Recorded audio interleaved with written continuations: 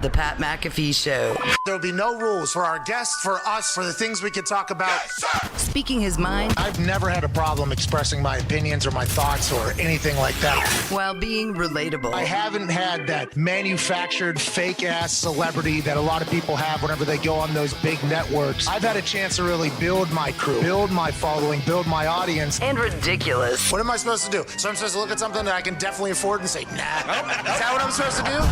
The Pat McAfee Show starts in 3, 2, 1. Good afternoon, beautiful people. It is Wednesday, May 12th, 2021. This big-ass sports show will begin immediately following this beat drop from Twine. There it is. Here we go. Woo. What a day Wednesday, May 12th, 2021 is. Tonight, the NFL schedule will be officially released. Yeah. Although the internet has found a lot of games which have already been leaked out from the schedule release. We'll go through a lot of those. Obviously, the big one is Tampa Bay and the Dallas Cowboys will kick off the season on September 9th in Tampa Bay, Florida. Tom Brady is a 6-point favorite in that game against Dak Prescott in the Dallas Cowboys. I will be hammering with the biggest hammer I have. I wish I had 2 more hands so I could swing 4 of these motherfucking hammers. The Tampa Bay Buccaneers, September 9th on Thursday, -6. I think it's going to be an awesome game. I love that Dak's coming back. I like that we see Zeke and the star-studded cast of the Dallas Cowboys. But let's all remember that if Tom Brady and the Tampa Bay Buccaneers are playing anywhere near how they were playing at the end of last year, which let's assume they won't. Let's assume it will be towards the end of the regular season last year, though. That team is nowhere near its peak. We have seen nothing of what they'll be able to become, I believe. They're probably going to win that thing by 3 scores. But that is what schedule release day is all about. Looking ahead, knowing that football season is right around the corner. Yeah. And although we're sitting in a drought filled with sports that maybe it's tough to care about every single day, football season's right around the corner. Yeah! Stadiums are going to be filled. Woo! Rivalries will be reignited with a showcase game for the Week 17 game where teams that don't normally play against each other will be playing against each other. 2 trips to London. There's a couple Thanksgiving games per normal, but Christmas is going to be electrifying. Woo! With the Browns and the Packers playing. Woo! I mean, there's a lot to look forward to, and football's right around the corner. To join us in the first hour of the Hammer Don Boys, at Bubba Gumpino, at Tone Diggs, the COVID Cowboy, Boston Connor, Ty Schmidt in here, all the boys in the back. Appreciate the hell out of everybody for joining us here on Sirius XM, Channel 82, Mad Dog Sports Radio, and YouTube.com/The Pat McAfee Show. Before we get into the NFL schedule, and I know the Hammer Don Boys have some, I would assume, early predictions on why lines are being favored in certain fashions. The Colts are favored by 2 at home against the Seahawks opening week. Fascinating to me. That means they must think Carson Wentz is going to be a guy. Because if he's not going to be a guy, let's assume Russell Wilson potentially can win any game, especially early in the season. Remember early in the season last year, Russell Wilson was the MVP. That's right. He had everybody's vote first week, second week, third week. That team got hot. Pete Carroll chewing gum. They're competing. Now, allegedly behind the scenes, there was potential, a war happened. Mm-hmm. They got past it. They're back. The Colts are favored by 2. The sports books must know something we don't know. But before we get to that, and more thoughts like that, and that's why, even though schedule release meant nothing to me for a long time. Sure. That's right. When I was in the league, it meant something. When are we going to the cold-ass cities? Mm-hmm. When do I have to punt in a wind tunnel if we're going to Pittsburgh or Cleveland or Buffalo or something, anywhere?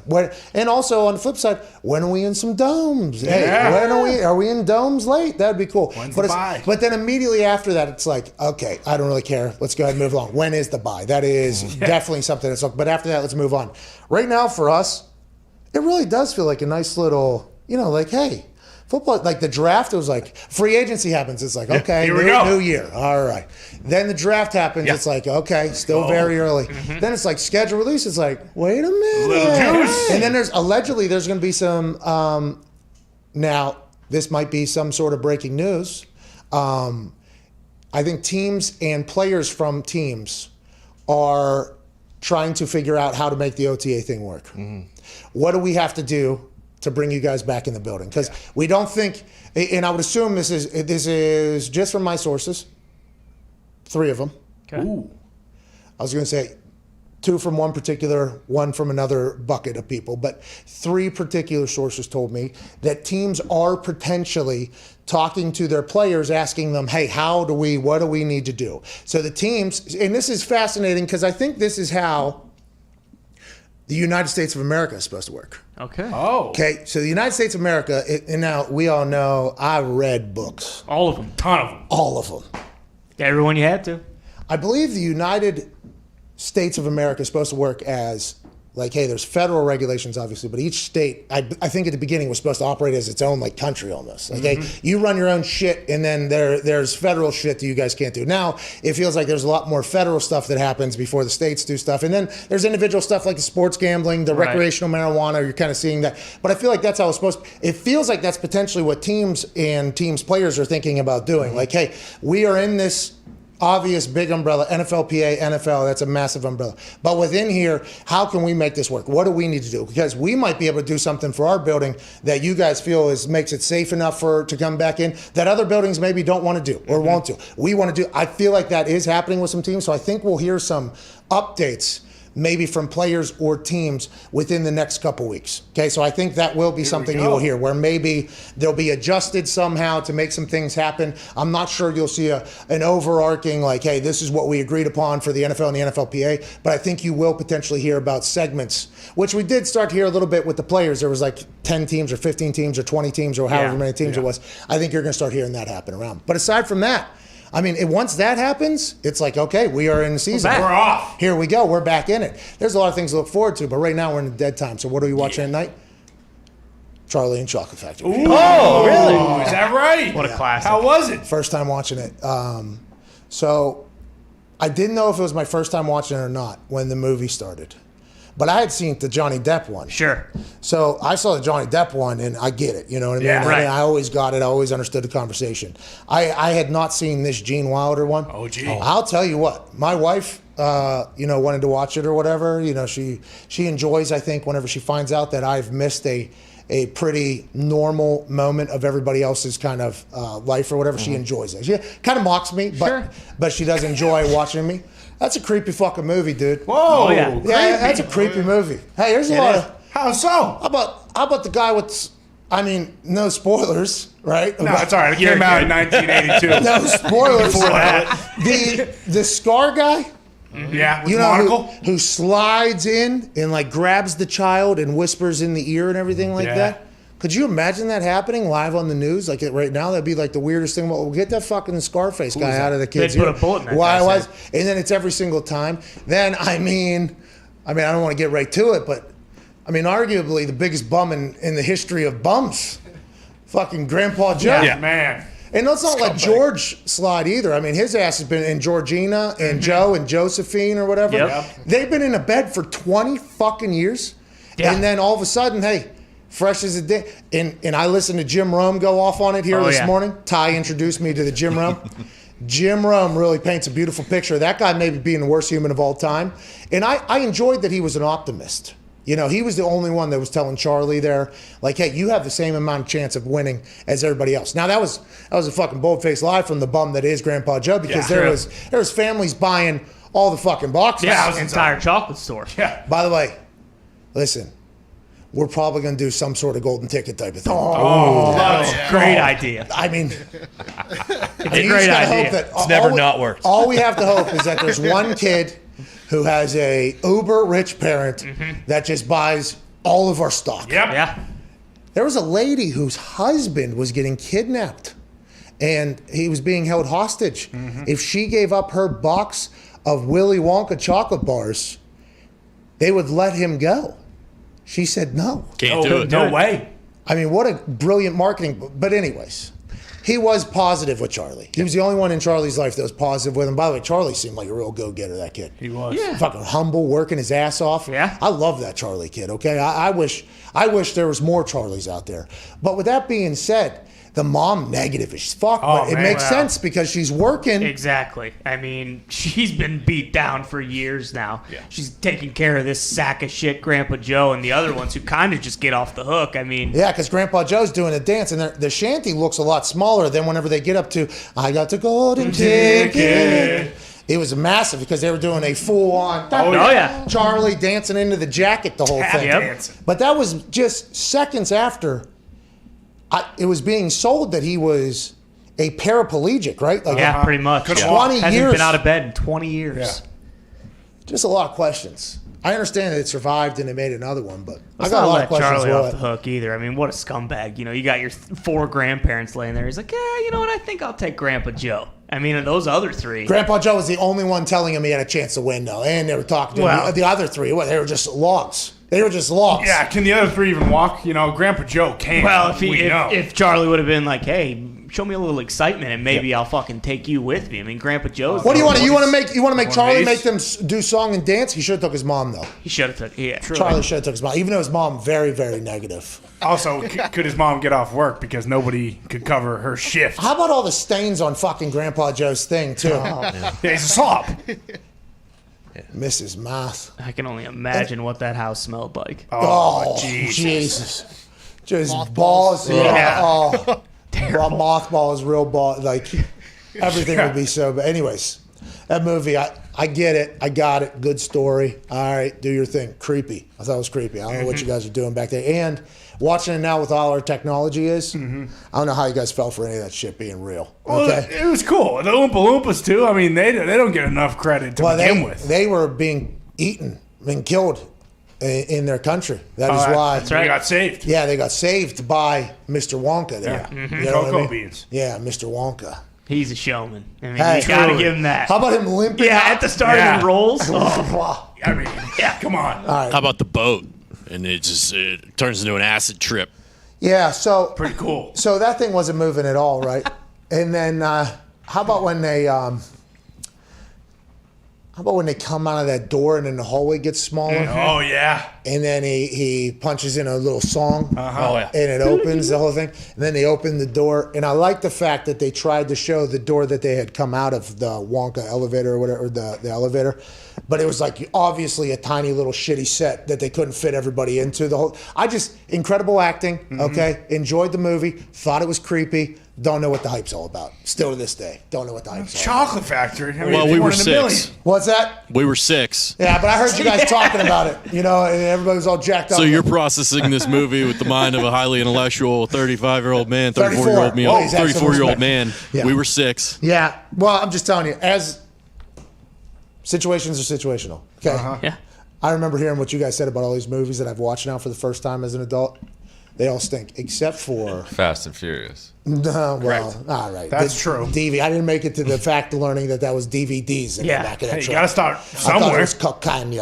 Will Smith absolutely crushed it as the genie in the Aladdin. Aladdin. Oh, yeah. Yeah, that was an absolute, Work of art. just an absolute astonishing performance. And No one saw it. Nobody cared. Everyone still knows Robin Williams, the best genie of all time. That's true. By the way, he was. He was. Anyway, so let's get some. What'd you think about Augustus Gloop? So that kid, fascinating. Yeah. Fascinating. He was inhaling food, that kid. Oh, yeah. man. I don't know how he held it. He appeared to be out of shape. Oh, yeah, he's fat. Yeah, Yeah, yeah. his BFS. Well, that's what I'm saying. He's a fat son. But there's been some interesting bodies that have been great athletes and in shape and stuff. How do you hold his breath that long? Kid couldn't even breathe while he was eating his donut. How do you hold his Big breath? lungs. Huh? Big lungs. No way. No way. Because you got to have big lungs by exercise. They don't just happen. Well, You don't when he just inhales eat. food, it fucking. Oh, you think like the donuts he go in holds his there. breath and fucking starts Professional munching. eaters. Anyways, would know. if he did, Oh, Gum. holy terrible shit. person. Gum. Terrible person. Gum. Put the saw away. What about? I Unbelievable. thought Canada was supposed to be a nice country. So did Yeah, I. me It too. is. That I thought was- he was, the way he was explaining it, it was like he knew. That's what I was saying. Okay. That guy's not Canadian. That guy. We all True. know at Yeah. this point. Anyways, I would have took competitive eater. But I didn't think Augustus was going to survive. I thought we saw a dead kid in a river right there. I thought, I was like, oh my God, they're killing him. And then he popped up in a tube. And I was like, okay, how's this? And then they launch him. Yep. How about them bursting through the top of the chocolate and just factory. floating around in the Wonkavator or whatever. Pretty awesome. Pretty awesome. How about those geese? Go on. The geese. The golden eggs. Oh, she wants them all. She wants all the golden geese, that girl. I won't get how much for a golden goose. Well, you know what? You lose. Hold on. You get nothing. Yeah. You lose. Yeah. Good day, sir. I did not know that's where that came from. Yeah. I had heard that. I had heard that so much on sports radio. I've heard that on shows, on everything. I've heard that so many times. Whenever he had his half office where everything was cut in half. Come on. What the fuck is going on? Incredible. Okay, maybe. Yeah. So he goes over and he starts impassionately doing that entire, you get nothing. Mm-hmm. You lose. Good day, sir. I was like, oh my.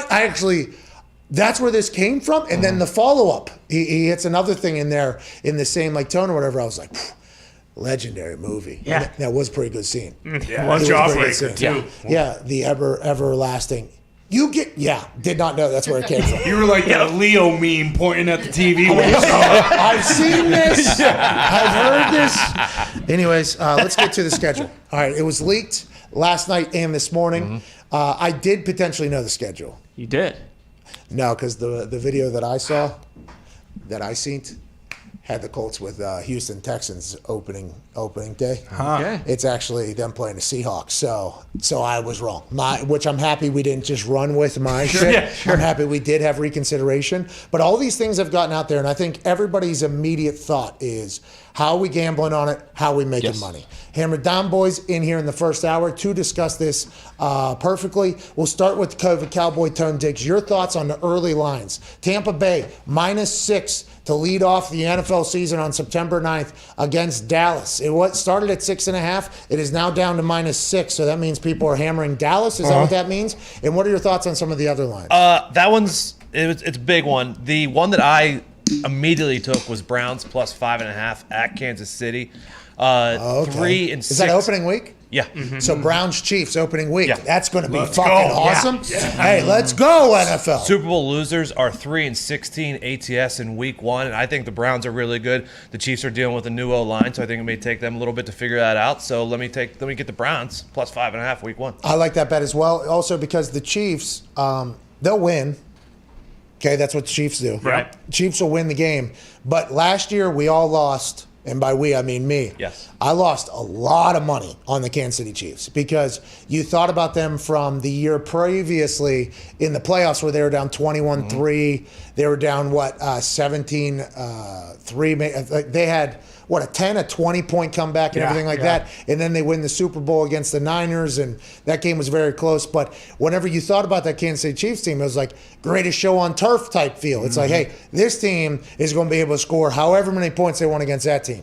With Tyrann Mathieu, Stone Cold Chris Jones and the boys on the defensive side, that team's very good. They're going to crush people. They're going to crush people. They're going to crush people. I thought that last year a lot.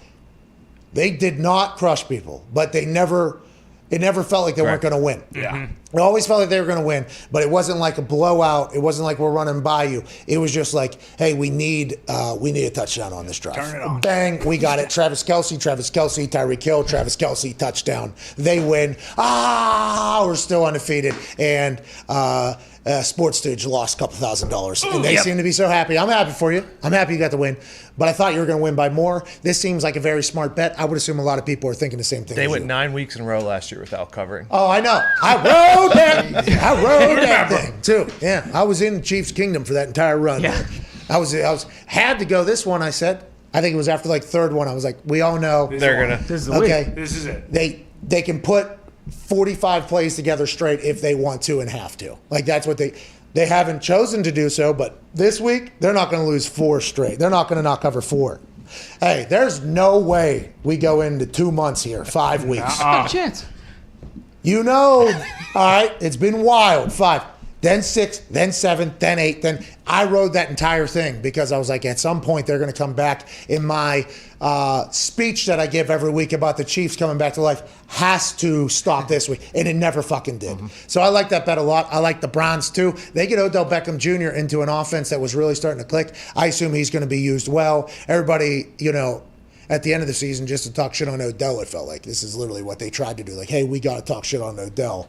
So when he left, the team got good. It's like, well, maybe the team just learned the offense as well because it was COVID. They weren't allowed in the building, and they were just understanding. Maybe adding Odell Beckham to that offense will be cool too. I might be wrong. They might be right. But I feel like that Browns team with Clowney on that D-line now too, I think they're only going to go. Can I give you one more that I like? Yeah, come on. That's what we're doing here. Opening weekend, Sunday Night Football. Rams are -7 at home versus the Bears. Everyone will say that the Rams got better in almost every single way this offseason. Number 1 defense potentially in the league last season going against the Bears offense that fucking stinks. We don't know if it's going to be Dalton or Fields. Give me the 7. Lay the 7 with the Rams. Yeah, and this is Sunday Night Football. Matthew Stafford. Ooh. Coming out and saying, welcome to the show, by the way. Debut in the new stadium, kind of. This has been with fans. Yeah. This has been my entire career in Detroit. You haven't seen it. Now I got an offensive guru calling plays, and we got weapons.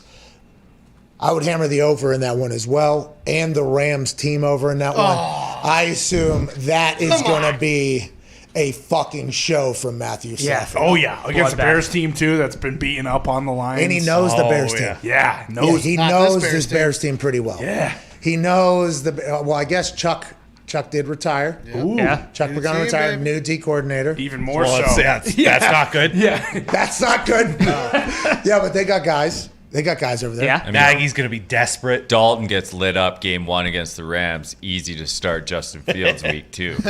So you think maybe somebody's going to do the when Sunshine gets in to remember the Titans. Hey, Andy, go get slaughtered out there. Let him Okay. Love through, Take right? one for the team, Getting Andy. beat like he stole something. How about that? Hell of a move. Grabs the guy's face mask. That D tackle, man. It's vicious. What a moment. Hey, that movie was my favorite. All time. Still plays. It All holds time. up. Still It plays. holds Yeah. up. That movie's unbelievable. I mean, it's like complete bullshit, but it's an all-timer. It's no Friday Night Lights. I do, and I have heard.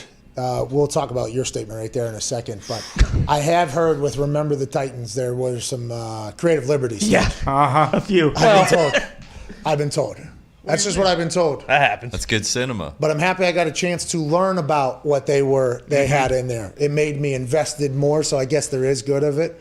But yeah, for a while there, I would have been able to tell you that's exactly what. Let me tell you what. You know Gary Bertier? Hey, I thought it was a documentary. Yeah. That was not. I heard. Okay. Thank you, Gary. Hey, thank you, Gary. Thank you, Gary. Sign Gary Ball right there. Buried under those jerseys, but Who's the piece of shit? The real piece of shit in there? The tight end. Ray Butts. Ray Butts, yeah. Yeah, right. What a bad. Imagine. yeah. that. I thought he was like a right guard, wasn't he? Gotta Nice catch tight loose, end. right? Tight You're end. off the team, Ray. Yeah. He didn't. And Gosling's dad. Louis Also a Louis bag of Lastic shit. made the call, made the Gosling's audible, dad and was a bad guy. Ray didn't hear it. Yeah. I do love how many plays did they have? 3. 3 plays. I love that. Work like like Novocaine. Novocaine. Give it time.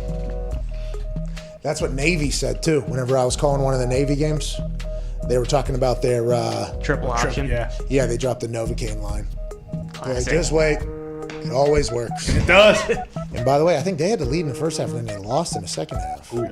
I think. That was a really good game, I think. Yeah, it was. It was tight. Was it Memphis maybe? I think so. There was a couple games in Memphis, wasn't there? Yeah, we spent a lot of time in Memphis. Too much time.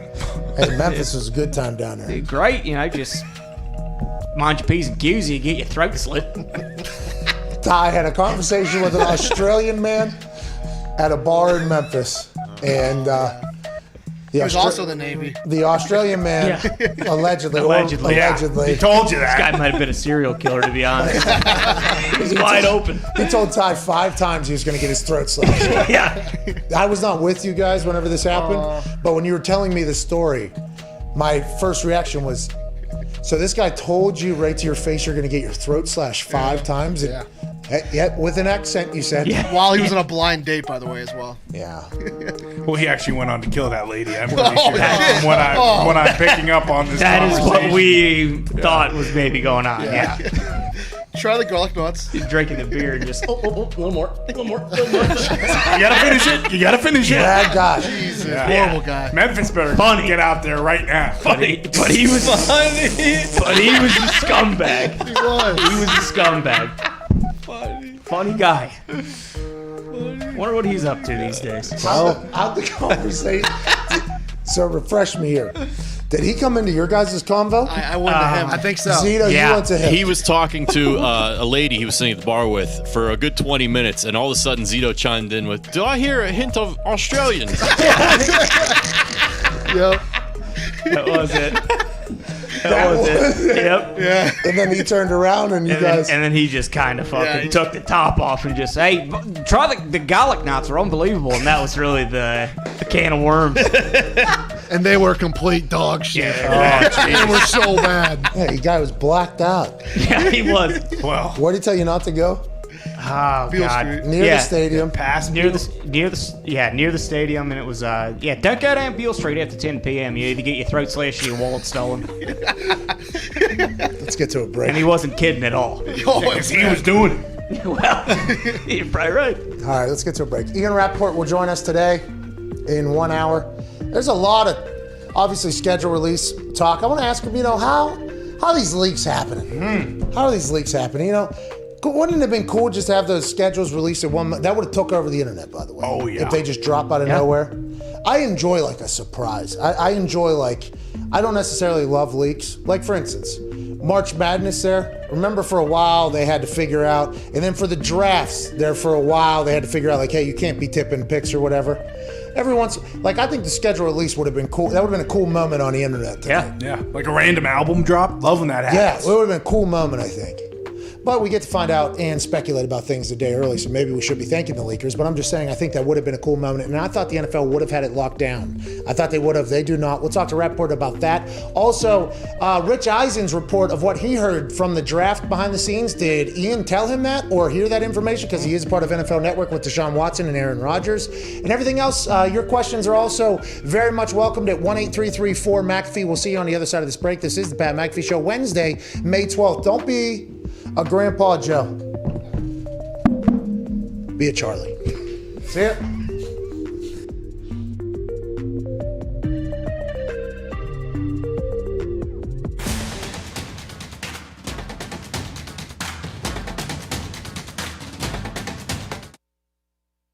I have a room. Been up since 5:30 a.m. right now.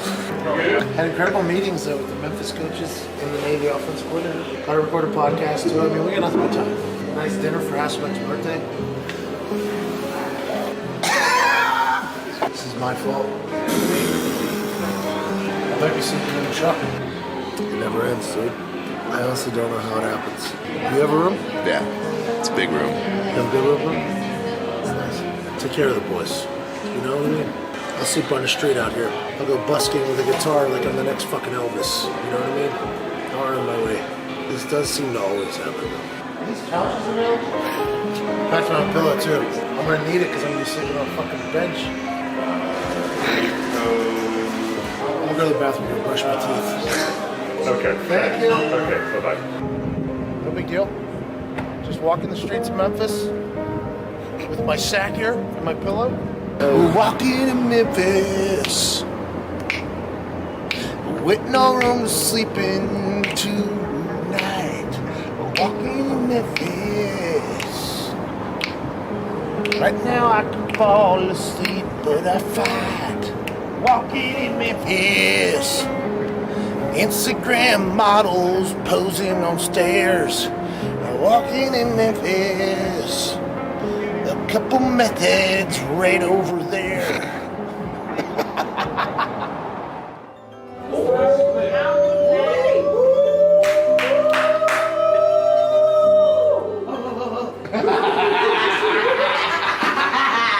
My last hotel didn't have a room for me. Baby, we have a room for you. Come on. Hold up. Do they set up a room for you here already? I found you, baby. I I got you. I got you. I got you today. Appreciate that. Once again, it's hour 14. Y'all take care of Patrick, all right? Boys, huh? King of the castle. Look, if you're the pool. All right, so now I gotta go to a production dinner and then record a podcast. Let's go ahead and do this. Just going, dude. I mean, honestly, today's tomorrow. Tomorrow was yesterday. You know, it just all kind of runs together. It's kind of a long walk. What the fuck? Are you kidding? Yeah, it's a palace. It's got 2 bathrooms. We're going all night long.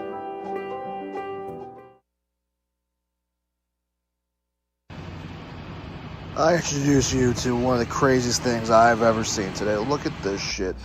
This fucking Jeep is backwards in a fucking Taco Bell drive-thru. I was driving past this and I had to fucking stop and take a video of this guy. He is literally backwards in a drive-thru because his driver's seat's on the opposite side. Unfortunately, he did deny an interview post-drive-thru. I wonder why.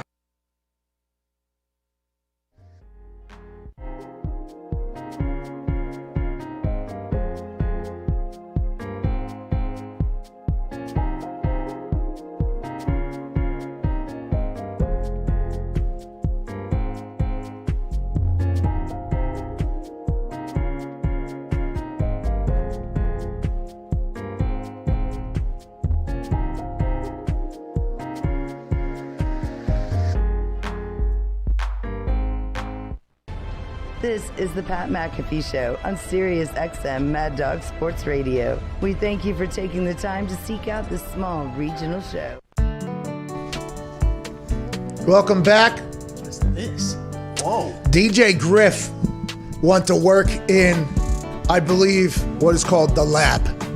This song is called COVID Cowboy. Oh, hey. This is about you, Diggs. Sounds like Uncle Cracker. I'm sure Uncle Cracker could put some beautiful tunes or tones down on top of this thing. Yeah. But this is, this is country Grammy written all over it. Yeah, true. Doesn't it? Get Underwood on this. Keith Urban song. Oh, man. Could you imagine if them Florida Georgia Line boys got on, baby, you song, baby, won't roll my windows down and fucking cruise. See? Yeah. Still going. Worked out perfectly. They would do. I mean, they would. Yeah. DJ Griff killing it. I'll read this later. Welcome back to the show. Bird Dog's giving away something new if you buy. Ooh. Okay. Yeah, it's pretty cool. This one's pretty cool. Tease. Yeah, they ran out of the Crocs things. The clogs? Oh, Yeah, the no. clogs. Yeah, No. they ran out. We'll talk about it later. That's a tease for an ad. Big time. That's big time show host stuff. Yeah. Oh, yeah. Let's get to this schedule release. I do have some more breaking news, I think. Let's go. Really? Okay. I think. A lot of games have been leaked. Schedules have been released. They are being released currently, allegedly, via at NFL_Dove Kleiman, I think is his Twitter account. Dove has somehow gotten pictures that have confidential things over top of them and tweeting out these schedules. So I think everybody's schedule is getting released. One of the games that got leaked, though, last night was that Tom Brady is going to play the New England Patriots in New England week 4. Let's assume that's going to be a primetime game. Tom Brady's heading back to Foxborough. Tom and Bill take each other on, whether it's Sunday Night Football, Monday Night Football, whatever the hell it is. That is going to be absolutely massive. I want to let you know what sources have told me. Oh. The Tampa Bay Buccaneers allegedly, I don't know if my sources are right or not, week 3, Yeah. they have to fly from Tampa Bay. This is 1 week before having to go to New England.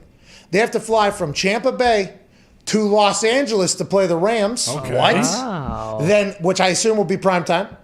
Then late night fly back to Tampa. Then fly to New England. Cross-country flight. I know TB12 is obviously a massive ordeal, and I don't know if it's the Rams or the Chargers. I think it is the Rams, I'd assume, in week 3. But that's good. Are they setting Tom Brady up to lose? Yeah. The schedule makers want the worst Tom Brady we can have? Is that why they're sending him across the country? Excuse me. You get a 13-hour plane trip 1 week before that with little sleep. Then you come back to Foxborough. What's this all about at Boston Connor? Everybody assumed that the NFL was anti-Tom, but they always assume that's anti-Tom and the Patriots. Now, it is very clear that the schedule makers have an agenda. Yep. And that agenda is to get Bill Belichick at his absolute best and Tom Brady at his absolute worst. What's that all about for that week 4 primetime matchup? Well, let's just hold on and see who the Pats have week 3, because who knows where they're traveling to. They might be all over the country as well. But allegedly. They could be setting up the Mac Jones versus Brady here as well. You know, week 4 in that area where if Cam's not doing Cam things, maybe Jones is coming in. It might be a Mac Jones number 12 versus a little Tom Brady number 12 coming home for the Bucs. So you're telling me that the NFL wants Mac Jones to succeed against Tom Brady? Yeah. Get out. So who's week 3 for the Patriots? I believe they have the Saints at home. At home, so 2-week home Are you kidding me? We got to go Jimmy Winston against Tom Brady? You think they're setting us up for success? They're screwing us. No, but I want to let you know, that is why NFL schedule release day is so important. I just cooked an entire theory. Just boom. As soon as I heard something, they're trying to fuck over Tom, because that cross-country trip is a pain in the ass. Especially if they're playing the Rams. And it will be late night. It'll be a late game, obviously, over there for whatever, 4 o'clock, 5 o'clock. They'll get home 7 a.m., 8 a.m. Monday morning, maybe 6:30 a.m. or whatever it is after that game. Then they have to, pack it up and go up to Foxborough? I mean, just a couple days later. Bill Belichick's sleeping on that yacht he has for, 3 weeks straight probably, if the schedule that is allegedly being released right now is the Patriots schedule. That's unbelievable. I never would have expected it, but Tom Brady doesn't mind. That's why he eats avocado ice cream to get through this type of shit. Right. Bill ain't sleeping on his yacht during the season, all right? His yacht season is basically over already because of the fact that it's time to go to work, okay? Yeah, okay. Jason Light, speaking of Tom Brady, I agree, by the way. From what I've heard, he does not leave the building, and his office is right next to the door to exit the building. So you're not leaving. What are you doing?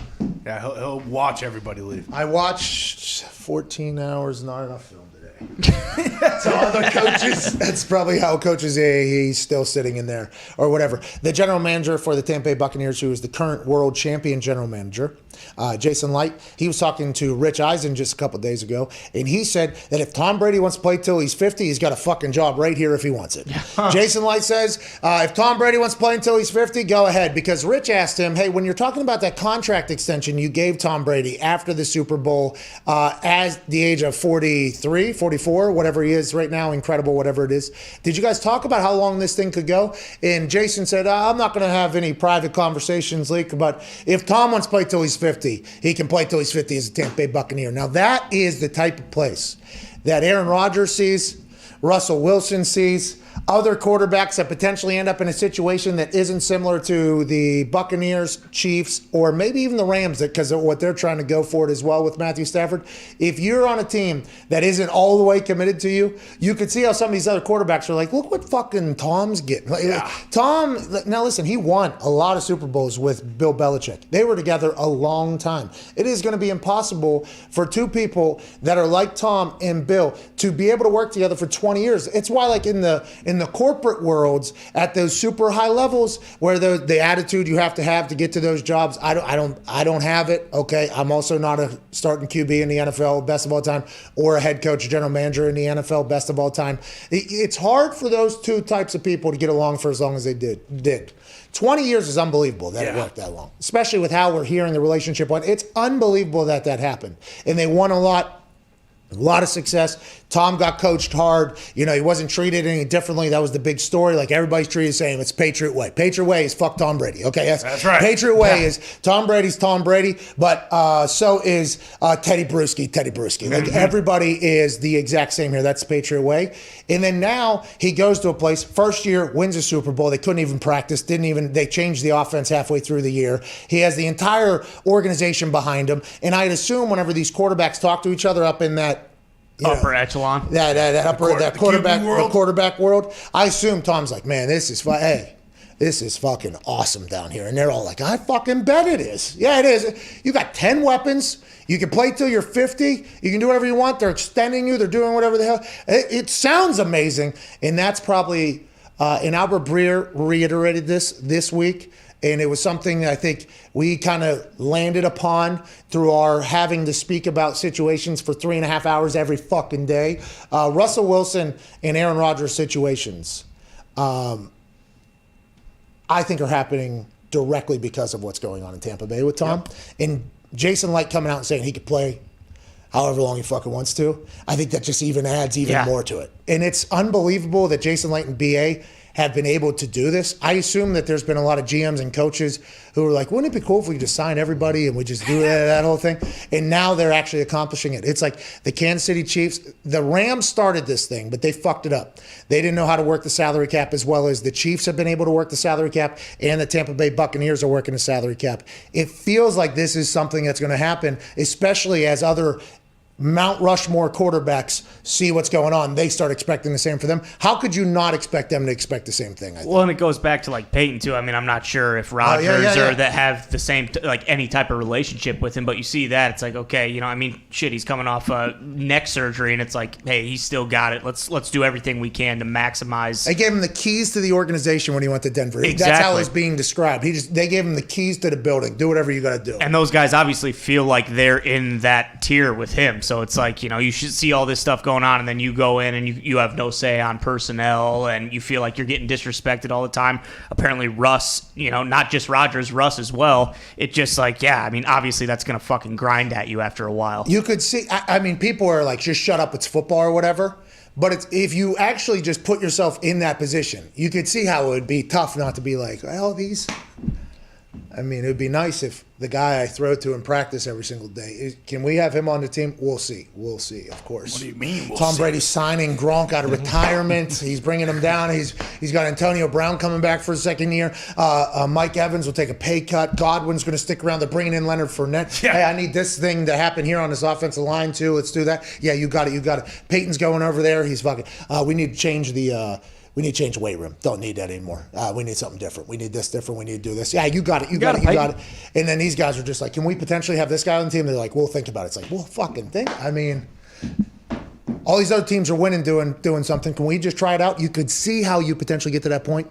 It feels like maybe that is what happened with Russ and Aaron, but with Aaron's situation, none of us know anything at this point. And when you get to that level, obviously with these guys, you know, I mean, not just these guys, anyone who plays in the NFL, like you've dedicated your entire life to doing this. You know football a little bit. Exactly. You know football a little bit. Because we turn on the TV and we listen to old quarterbacks speak that are retired. Mm-hmm.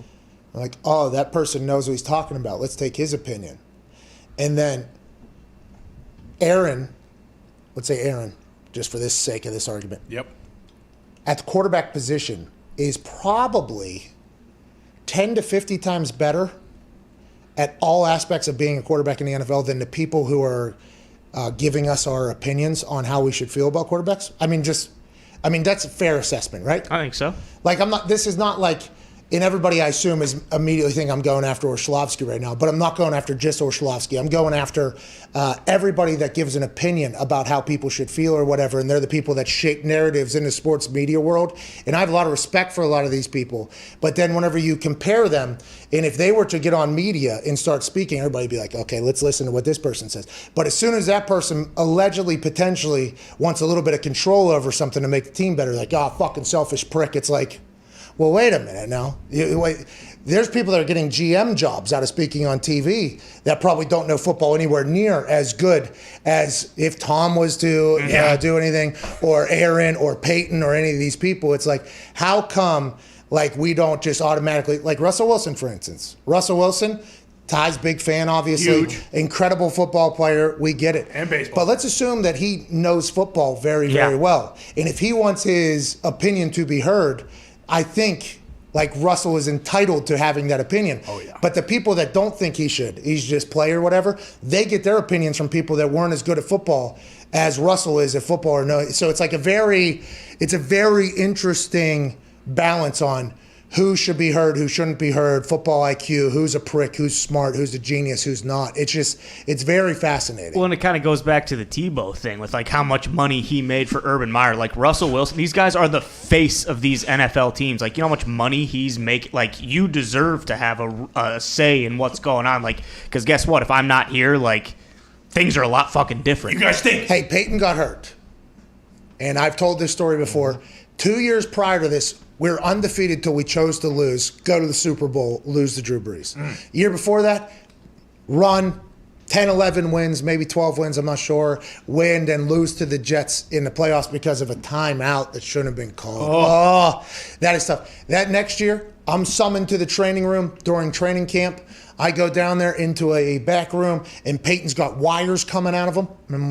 What's going on here? And then, hey, pal, bud, or whatever. And then the whole conversation happens. I'm like, oh, okay, so I got to go get into better shape. We're going to punt a lot more. I wish I would have been told a heads up like a month or two ago. But that team, we almost went completely defeated whenever we lost our guy. Like when we lost. Now, granted, I'm not saying that other decisions were made that year that probably affected our win-loss column, but it's a much different team when you don't got a guy. Yeah. And I'm not saying that the Packers or Seattle wouldn't be able to maybe get a team that's good again without him, but man, if you get a guy, you can't lose him. That's why it's so fascinating when there was the thought that Russell was going to be gone, Aaron was going to be gone, Deshaun, which is now being reported that he is not settling all the lawsuits. Rich Eisen said that he had heard from somebody during the NFL draft that the reason why it's quiet in Houston is because Deshaun is trying to settle all the lawsuits or whatever. We have always been on the side of we hope justice is served, whatever the case. If that did happen, don't want him representing the league ever. That's terrible.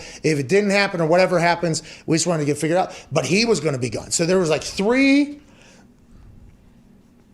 all-pro players at the most important position that were going to be on the move out of their contracts. And it's like, that's insane to think that that was potentially going to be the truth. And in the end, it's probably not going to be true at all. Well, and when the quarterbacks leave, obviously the team gets worse. But like the repercussions of the other guys who leave too, like obviously when Brady left, a lot of Patriots left. You're already hearing Devontae Adams talk about like, hey, I will have to reconsider if Rodgers isn't here. And how about Gronk coming out and saying, hey, if Julian Edelman's 100% and he's healthy, he sees him back in the NFL. Yeah. This comes after Tom Brady on the NFL Draft-a-thon said, like, we all know he was too scared to tell Bill that he was coming down or whatever. I've been there. He was joking, obviously. We talked about it. Julian Edelman actually tweeted and said, I'm not going anywhere, Bubs, or whatever. Yeah. And it was during the Foxborough Forever thing. And then Gronk has said it. So let's assume Gronk has talked to him.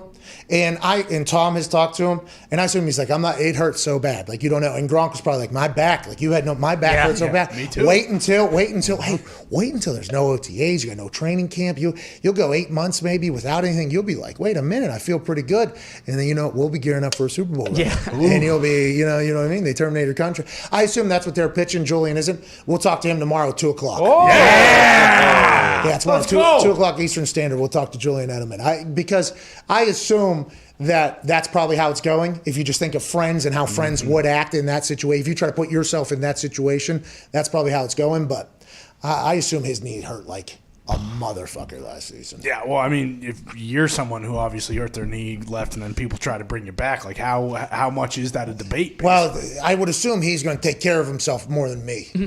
When I retired, I think he's like, he can't probably now because his knee. Oh, he'll do some weird. AJ's got no knees either. He's got like, he's had like 7-8 surgeries or whatever, and he just figures out different. He does the Versa climber, and he does all that stuff to keep himself, every single day. He's super fit freak, dude. He's going to owe me $20 million. Yes. I don't think that's being talked about enough. I'm actually calling him. Like last night, I called him to clear something up. I'm like, if. Because the Champions Tour, where he would owe me $20 million if I make it in top 50 in one event of the Champions Tour. To get in the Champions Tour, you got to be 50 years old, and we had a cutoff at 65. So I have a 15-year run, 16 years from now that begins when I turn 50 or whatever, right?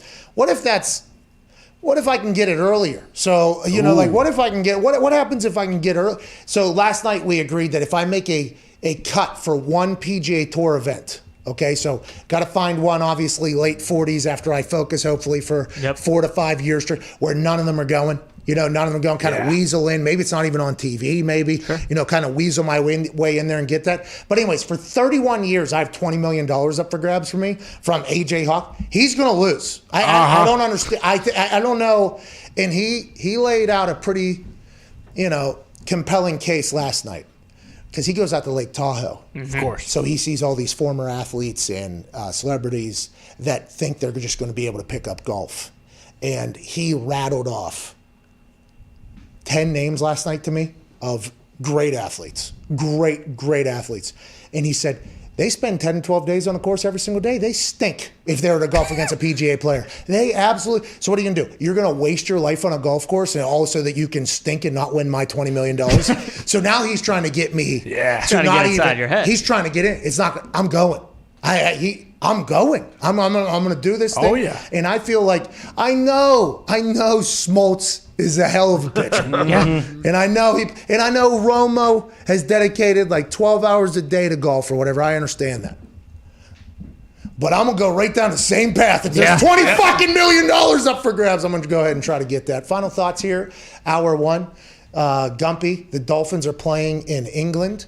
I assume that's a game that you're going to have to go to. The Jacksonville Jaguars will host one game in London against the Miami Dolphins. The other game in London will be the Jets and Falcons. That's a Falcons home game that they are losing, so I'm assuming the Mercedes-Benz Stadium people are very pumped about that. The Jaguars only have one as opposed to two games in London, I think, which has been normal. I wonder if Urban Meyer is going to be like, I understand what you were trying to do, but we have to have a routine here. We're on the edge now. We are Jacksonville's team. All right, we just signed Tebow. He's Jacksonville's hero. Okay, we're not signing. Okay, we are Jacksonville's team. Maybe that's why they did it. What's that? What's that? Maybe that's why they did it. Why they signed Tebow? They say they said, hey, you get a certain amount of ticket sales, you won't have to go to England twice. All right, we'll sign Tebow. I do wonder if the NFL does have those types of stipulations in conversations behind closed doors that don't get out. Like, hey, let's also not be dumb business-wise here. Revenue from the stadiums bring in a lot of money. So if they're willing to give up a home game in a stadium that they own, I would assume that it is a strategery decision being made on who goes there. Jacksonville, hey, that mascot coming off the bungee jump, off the top rope. He comes off the top of the light, the pools, the shows. They always have incredible in between quarter shows. Like they do it down there. But there are so many tarped off sections. I don't know how it is currently. I don't know if it's still like that. But man, there was a lot of tarped off sections so they could show the game in the local area because they could account it as a sellout if a certain amount of seats were. I would assume Tim Tebow getting back in there is going to go ahead and generate that. But maybe if they do start selling some more tickets, they'll tell them you don't have to fucking leave. And Urban Meyer's like, Tebow, what else? Can we get Jackie Moon in here? Who else do we need to sign to this team to sell some tickets? I don't want to go to fucking London. London is awesome. London's a cool place. Getting to experience the fans in Europe, because it's not just obviously London people going to this. It's all of Europe celebrating American sports. Now, if you're somebody that had to move there, whether it's military or business in all of Europe, I think they come because it's like a little piece of normalcy. I think a lot of European fans of just American sports come to that entire thing. I would assume a lot of London people do as well. It's cool to see that. Like, it's cool to mingle with that. I got to speak at the pep rally thing downtown on the stage. That was awesome. Like, it was really cool. But boy, I'll tell you what, right in the middle of the season, if I had to play a position that mattered, like had to run and do all that, I think it was a bit of a fuck up for a lot of people's schedules. And I'd assume Urban Meyer's not going to be on board with that as much as previous regimes that were just kind of trying to hang on because, hey, anything you want to do, Shot, our team has stunk for 45 years and I've been here for all of them. So I don't know why you haven't fired me, but if we need to go to London for 3-4 games, go ahead and do what you got to do, pal. Well, it's like when they released that top 5 revenue per home game. Like, you think they're going to have the Cowboys go over there when they're making $75 million a home game? No, that's not happening. Is that not fantastic, though?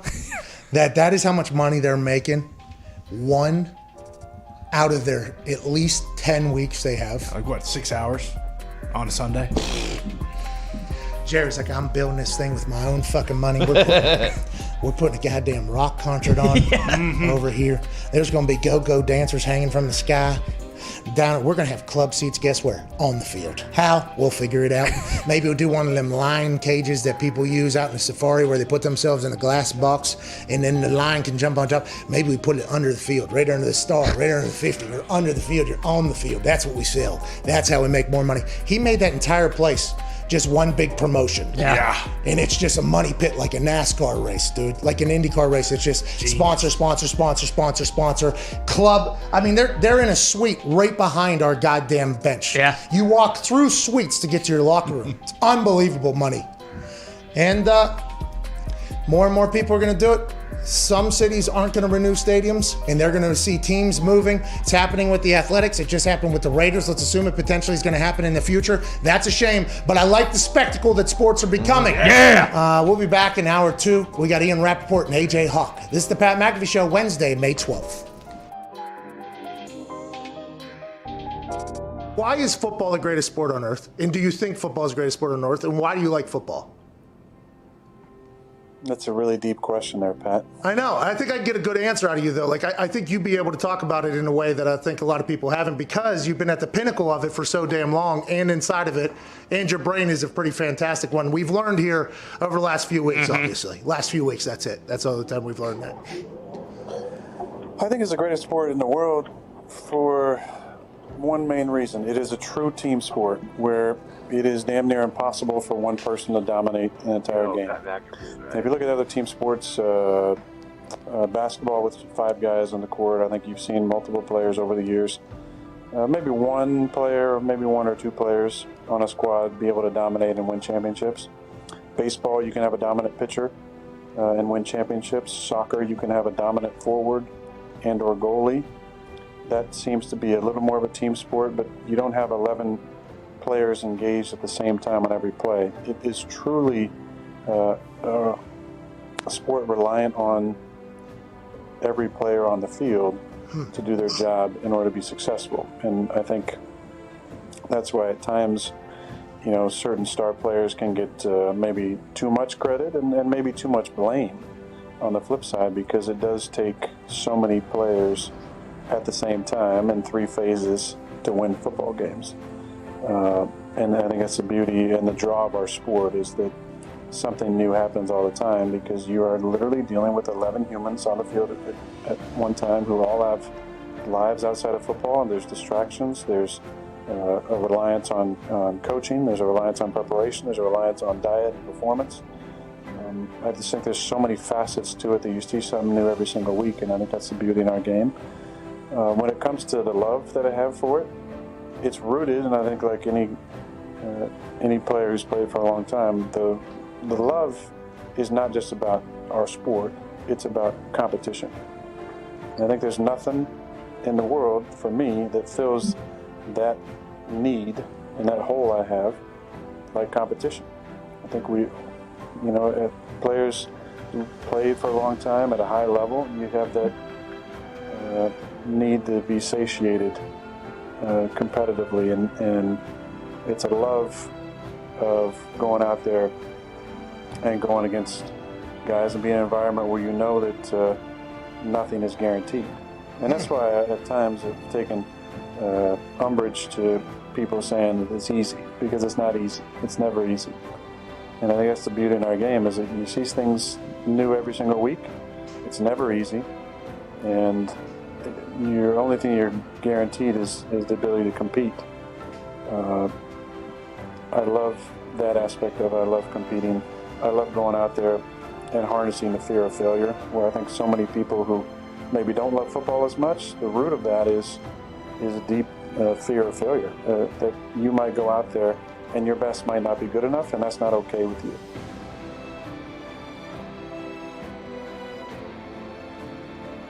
Welcome to the pod!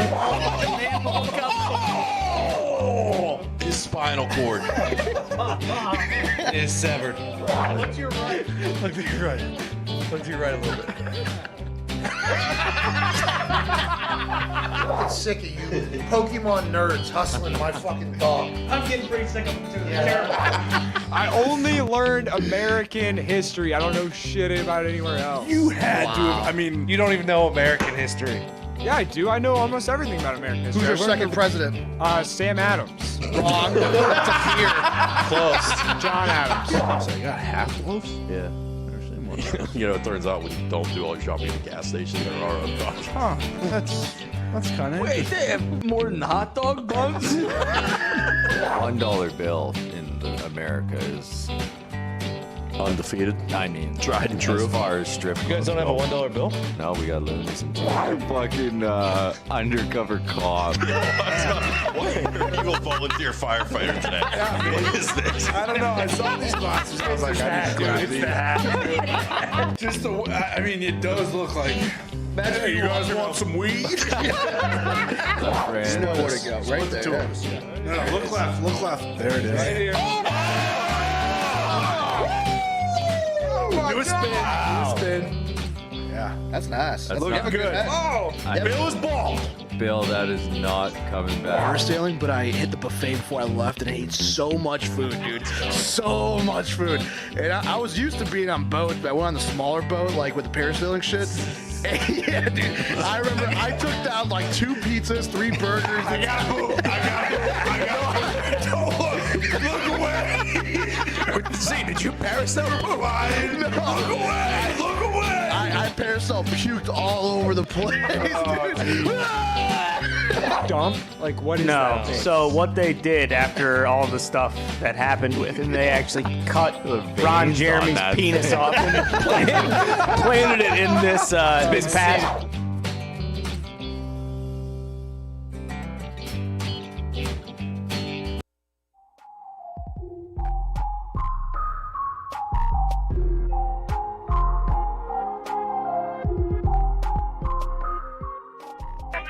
The Pat McAfee Show. There'll be no rules for our guests, for us, for the things we can talk about. Speaking his mind I've never had a problem expressing my opinions or my thoughts or anything like that. while being relatable. I haven't had that manufactured fake-ass celebrity that a lot of people have whenever they go on those big networks. I've had a chance to really build my crew, build my following, build my audience. And ridiculous. What am I supposed to do? So I'm supposed to look at something that I can definitely afford and say, nah. Is that what I'm supposed to do? The Pat McAfee Show starts in 3, 2, 1. Welcome back to that show here on Wednesday, May 12th, 2021, years after zero. This second hour is going to be big. Oh, yeah. Real big. It starts now because Twine did that beat drop thing.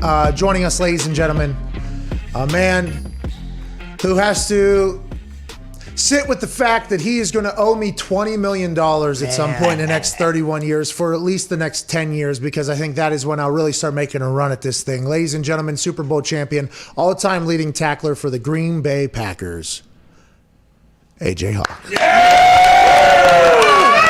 Hey up. AJ, great to see you today. Do you want to buy out of this bet early? I'll go $5 million. You want to buy out now, pal? No, I mean, I would easily double down before I would buy out of this. 40 million. Wow. 40 million. 40 million. I'm not going to, because it turns, if I do double it, it turns into like a sideshow, and it turns into something I don't want it to be. Like, you truly think this is a real thing that can happen. If we keep bumping it up, it's going to be like, oh, this isn't real. Oh, you're right. Okay, so $20 million for this isn't like that's not like, oh, this isn't real thing. You are going to, I sent you 2 houses last night. You got them. I sent you 2 houses last night. One's 8.8, one's 11.9. I know that's a little bit more, but I think if you go with cash, we'll be able to get that for $20 million easy. I appreciate that. That's coming, AJ. I hit 100 balls last night in the backyard. 100 balls last night. I got 31 years to do this. You're out of your mind. I just want to let you know, it's not a good decision. It's not a good decision by you, and I'm looking out for you as a friend. Okay. Hey, trust me, I wish you would have put some of those shots on Instagram or something. Or when do you think you'll feel good enough about your game to start posting about it? Well, listen, what you do in the dark will come to the light. That's right. You grind when there's no cameras. 31 years later. Okay, but yeah, exactly. What are you bringing Tiger Woods into this for? That guy's rehabbing right now. I don't know if you know this. Give him I don't know why you're trying to stir him into this stupidity from you. What's this all about? You think Tiger Woods is going to get offended by me saying this? Maybe. I figured guys like him that spend their whole life from age like 3 years and up playing golf every single day, maybe they get a little bit offended by some ex-pro football player that thinks they can jump into their game. Okay, so you did try to stir shit with me and Tiger fucking Woods last night. That's exactly what this was? Well, I would assume hopefully Tiger we know he has some time on his hands. Maybe he's scrolling through his Twitter page and maybe he sees this buffoon talk about being able to join the Champions Tour and he wants to respond. Bro, could you imagine? Because you are AJ Hawk and he does see this and he cuts a promo. Imagine him coming off of his injury. What if he cuts a promo about, I'll play left-handed for the rest of my life and you won't win? Like, what if you somehow, because you are AJ Hawk, spin this in that way, and then I would like him to put maybe $20 million into it as well. And then we'll make a sideshow out of this thing, you know what I mean? And $40 million would be cool. But AJ, we have to get right to it. It's a big day, dude. Hey, huge. You texted me about it. You knew what we wanted to hear from you. AJ Hawk, your thoughts on the schedule release leaks that have happened thus far. Couple big games. Tampa Bay Buccaneers playing host to the Dallas Cowboys September 9th. Buccaneers favored by 6. I'm hammering them with every single hammer I can find. Are you going to ride with the Cowboys opening night? And what are your thoughts on some of these other games, AJ? Are you excited that we're getting a chance to hear who's going to London when? What are the Thanksgiving games? How about Christmas? Yeah! Colts are playing the Cardinals, it has been released. Ooh. And also the Browns and the Packers. Oh, if Aaron Rodgers is on the Green Bay Packers, imagine the star-studded spectacle that is Jesus Christ's birthday. I mean, AJ, are you not pumped up about this? This is a big day. Woo! Yeah. So, yeah, I watched a little bit of the show earlier, and you guys talking about, like, the different travel schedules of what Tom Brady's going to have to do. And, this game is in October. And, what about this? Back-to-back tough games. And I wanted to fake an illness maybe because I have a hard time trying to find a way to make it too cool for the schedule, dude. I think that the week 1 game is the one I do care about. That Thursday night Cowboys Bucks, I got to play in that game. We played the Saints after the lockout, and there was a bunch of build up. It was awesome. There was concerts out on the street before the game. Like, that's a fun game to be a part of. I'm excited to watch that game because it starts the whole season, but I think the Cowboys might look pretty good there too. Okay, so you've obviously won a Super Bowl. That first week, that first game, it does feel like that because the media hype is for almost 2 months maybe for that point. Super Bowl is only 2 weeks of build, but it's all eyes, it's the whole world. But in the football world, that Thursday night games in general, by the way, but that Thursday night game, all eyes are there. I mean, here we go. You got the Super Bowl champs, and then you got the team that AJ Hawk said was going to represent the NFC in the Super Bowl this past year. Big Mike McCarthy in his second year, but only his first real year with Dak Prescott back. How are they going to look? I'd assume not good opening night. That's just what I think. But 17 games is a long time. I'm not saying Dak and Mike and that team won't figure it out because they even won some games last year. I assume they will, but it feels like this is Buccaneers buzzsaw Thursday night. Tom Brady's going to love this, I think. I mean, the game's going to be awesome. There's going to be a ton of hype. We're going to talk about it before. We're going to react to it after. And in the grand scheme of things, it's not going to mean anything for the grand total of the season. Yeah, it could come down. You could point back to it. But no matter what happens, good or bad for either team, like, hey, this isn't who you are right now tonight. Yeah, I mean, Bill Belichick has been the most open about that whole thing. Like first couple weeks, they win, they lose. I mean, I guess every reaction from him is the exact same, but you can't get too excited. That's what I'm trying to say. Like, if you do look amazing and blow somebody out, Belichick's one of those guys, I don't think he ever lets anybody get too excited about their success, but you can't put too much into it either way, I think. Football season doesn't begin until after Thanksgiving. That's right. That's when you're trying to, every coach, I assume, says, we just got to get better every day. We can't be playing our best football now. We got to be playing our best football in December. Like, that's how everybody feels, but you can't give it away early, though. You can't give yourself no chance early in the season. But, man, those teams that get hot late, those are the most dangerous ones, it seems like, in the playoffs. And, by the way, Tampa was that team. Tampa got hot. They had that bye week. What was it, week 11, I think, last year, maybe? I think it was week 11. So, yeah. I might be wrong. They had a bye week or whatever, week 11, maybe week 12. Week 11 might have been when the Dolphins had their bye week. Might even been week 13. It might have been later. Yeah, it was late. It felt late. They had a late bye week. I think that's when Tom and BA and everybody sat down and said, hey, what do we need to do? They changed the offense. they start doing different things, more play action, more run, more dump, more. It felt like more Tom Brady almost after that. And then they got fucking hot. Now, the Heineken machine, Taylor Heineke, he gave him a run there in the first week of playoffs or whatever after Chase Young told Tom Brady he was coming. But, I mean, that team, they're only starting, and they brought everybody back somehow. What if they start too hot? What if they peak too early? Is that possible? What is that? That is possible. Absolutely. Hey, by the way, what we just did there with you, AJ, we got you excited about schedule release. Baby AJ. See that? So what else is going to be, released out before the actual release party at 8 p.m. tonight? Yeah, I think all of them are going to get. Dove Kleiman is taking a picture of confidential photos. Yep. Oh, yes. And just put them out. Yeah, they're just. Now, Dove Kleiman, people have heard him in his account on this show. Big time news gatherer. A very good news gatherer. Top of the line. Find insiders, I don't know, maybe he has connections or whatever.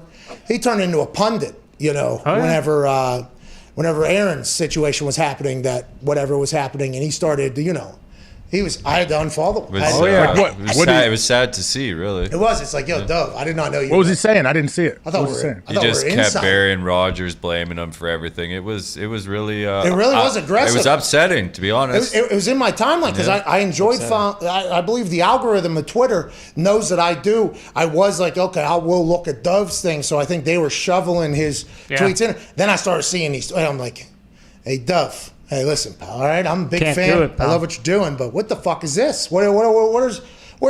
You're supposed to be the guy who just knows everything about what's going on. That's what we're doing here. And then all of a sudden, you're a pundit. Aaron's this, Aaron's that. Like, whoa. Okay, I'm gonna get. But today, need Dove because he has all the schedules. He's got it. So what I'm saying here is, did unfollow Dove personally because I didn't like the negativity in the feed. Like, hey, that's not what I enjoy in my feed. Everybody knows my timeline is everything here. This is what I like to do.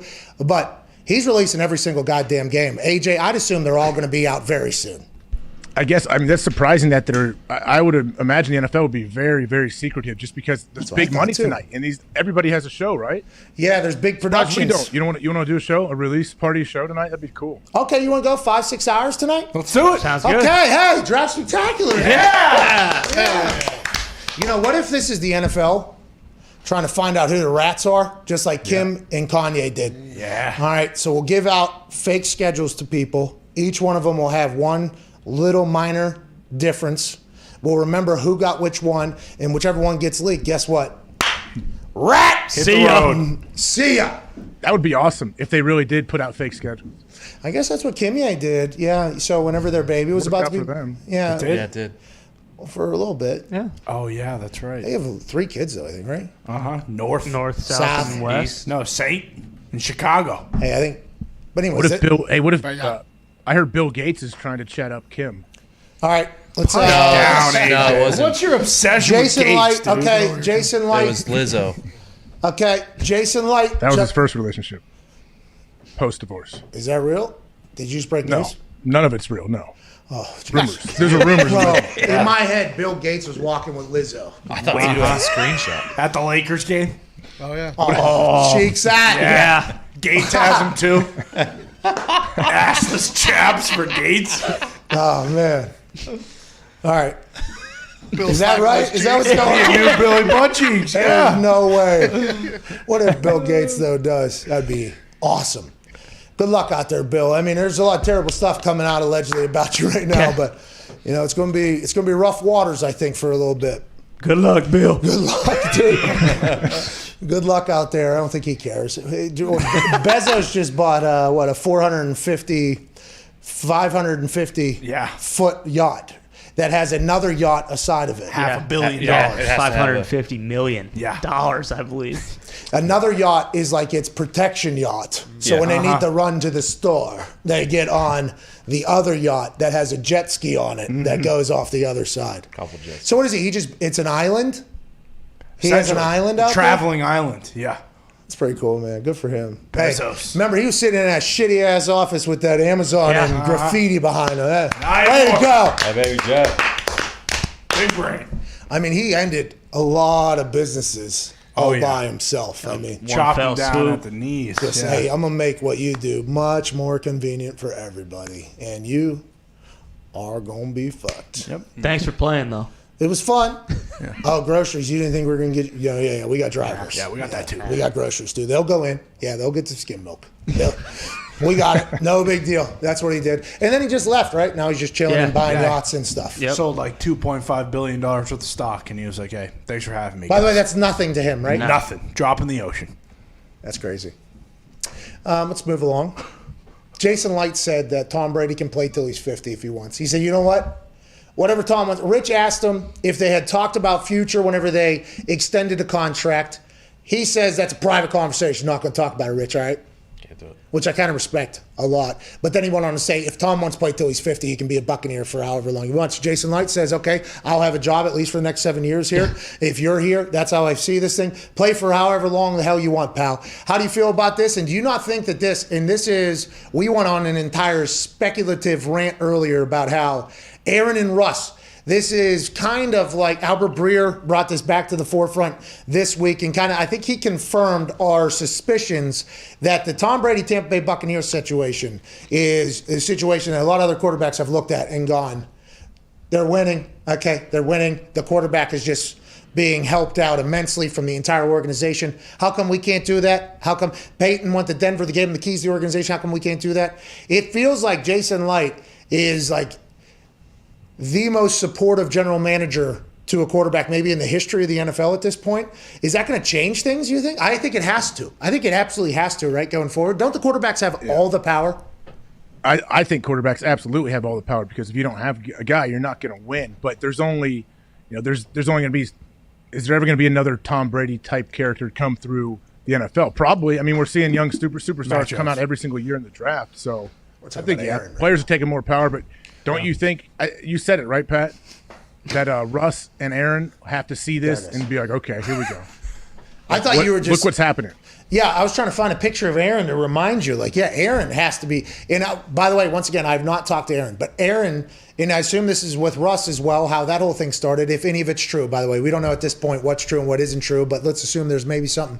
You see that, you got to be pissed. Yeah. You got to be absolutely pissed. And here's another thing I heard, by the way, sources have told me. Teams reaching out to players of teams, asking them what we need to do to get back in the building or whatever. And players and teams are kind of working it out because they assume that the NFLPA and the NFL won't be able to figure out something, because that's a much larger conversation that has to happen. But from my sources, I've been told that teams have been trying to figure it out with the players. Like, what do we need to do to get you back in here? If some other team won't do that, we will do it. So let's just get you back in here and let's do this thing. So I think we're going to see some individual team changes in the NFL schedule, the entire yearly schedule, which is fascinating. Well, I think I saw something about that online where teams are talking to players and whatever. They're trying to figure out, aren't they just almost negotiating, we're going to have a walkthrough pace to some of our OTAs? I saw something like that. Yeah, hey, we ain't going full speed, all right? Listen, we come to these things, but when we show up, you guys make us fly around. Yeah. Okay, you're making us run into each other. We got to hit each other. We got these little what is skeleton? I think is what it's called. I don't remember the shoulder shocks, whatever. Yeah, the little sock. It's like I think you see it in 7-on-7 sometimes. Guys are wearing the ones that you wear under your pads as well. Yeah, yes. Yeah, those ones. You just wear those or whatever. But since there is a little bit of pad, I mean, you guys can thud each other. You can kind of get there, right? You can get the... You got to fit up. You got to fit up is what they'll tell you. Yeah, you can fit up. You can feel. You can set an edge, too. You can go ahead and dip right there a little bit. And then all of a sudden, you got guys who are trying to make a team and make a living that aren't maybe the starters, and they're filling in for maybe a backup who's going against the starters. And you got guys that are in their 8th year or whatever, that are in a walkthrough, and you got a guy who's trying to earn a living for the first time in his life. And it's all right, come on, man. Can we? What are we doing here? Down. This guy's diving at my knees right now. Can we slow this thing down? It is a walkthrough. It's but you've also, there's kind of a lot of, implied things, I think, that happen in those walkthroughs that a lot of people don't fully understand either, AJ. Am I wrong in thinking that or no? No, there's not unwritten rules, but there's definitely you got to know the tempo, the pace. But you also, at the same time, if you're a vet and you see a young guy and he is maybe kind of out of control, but he's going so hard, if he's like that all the time, you may be like, hey man, you gotta calm down, but you also respect it too. You'd much rather a guy be that way than just super nonchalant and not care and not know what he's doing. LaRon Landry's first day was awesome. I mean, it wasn't awesome for, I assume, some of the wide receivers or whatever, but... Were you wearing pads? No pads.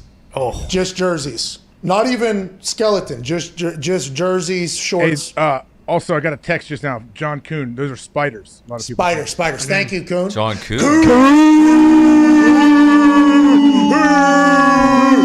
Got any new info, AJ? Hey, Kuhn broke info last week. Yeah, ask him if he has anything he wants to say. Tell him to call in. We should have him call in. I bet he does have info. Okay, we got Rappaport at 125. Have him call. Hey, Kuhn. Hey, if you're watching, man, we'd love to just have a little FaceTime with you in like 30, 45 minutes if that's possible. Love to chat with you. I heard you're a newsbreaker. We used to have one of those. He fucking quit doing his job. I mean, he'll go do it on other shows, which is no fun in that whole thing. Unbelievable. What if Kuhn comes on? That'd be awesome. Yeah, great. Incredible. LaRon Landry, though, hey, full speed, whoa.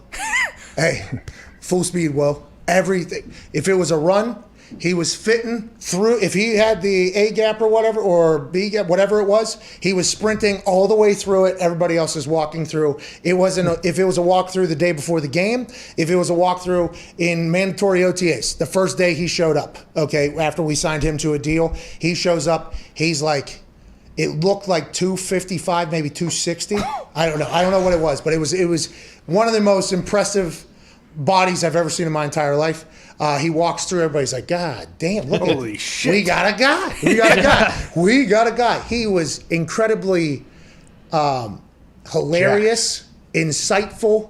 I think he had he was a good guy. I don't know if that gets talked about enough. In our locker room, he was absolutely loved. Now, for whatever reason on the field, he didn't start as much as maybe he should have or whatever, and he came in for Antoine Bethea, who was loved by the community and the locker room, but he was a cool dude. LaRon was a super cool guy. He would play special teams. He'd be on the look team for special teams, and it was full speed every fucking time. And the first day of practice, ball down the left side, out, up in the air, bang. We're talking full collision, down, both bodies hit the floor, stand up, excitement for making the play, excitement flex, walk off, then almost a full-on brawl. Okay, almost happens.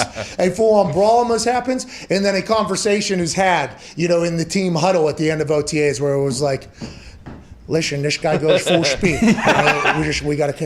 We love it about you. That's why you're going to be great. Okay, that's why we wanted you here. But listen, we got to figure out when, who we can hit, who we can't hit. There's things like that. But it was, those guys go so hard. Who else did it? You said somebody, offensive lineman, used to do it to you, who would just kill you.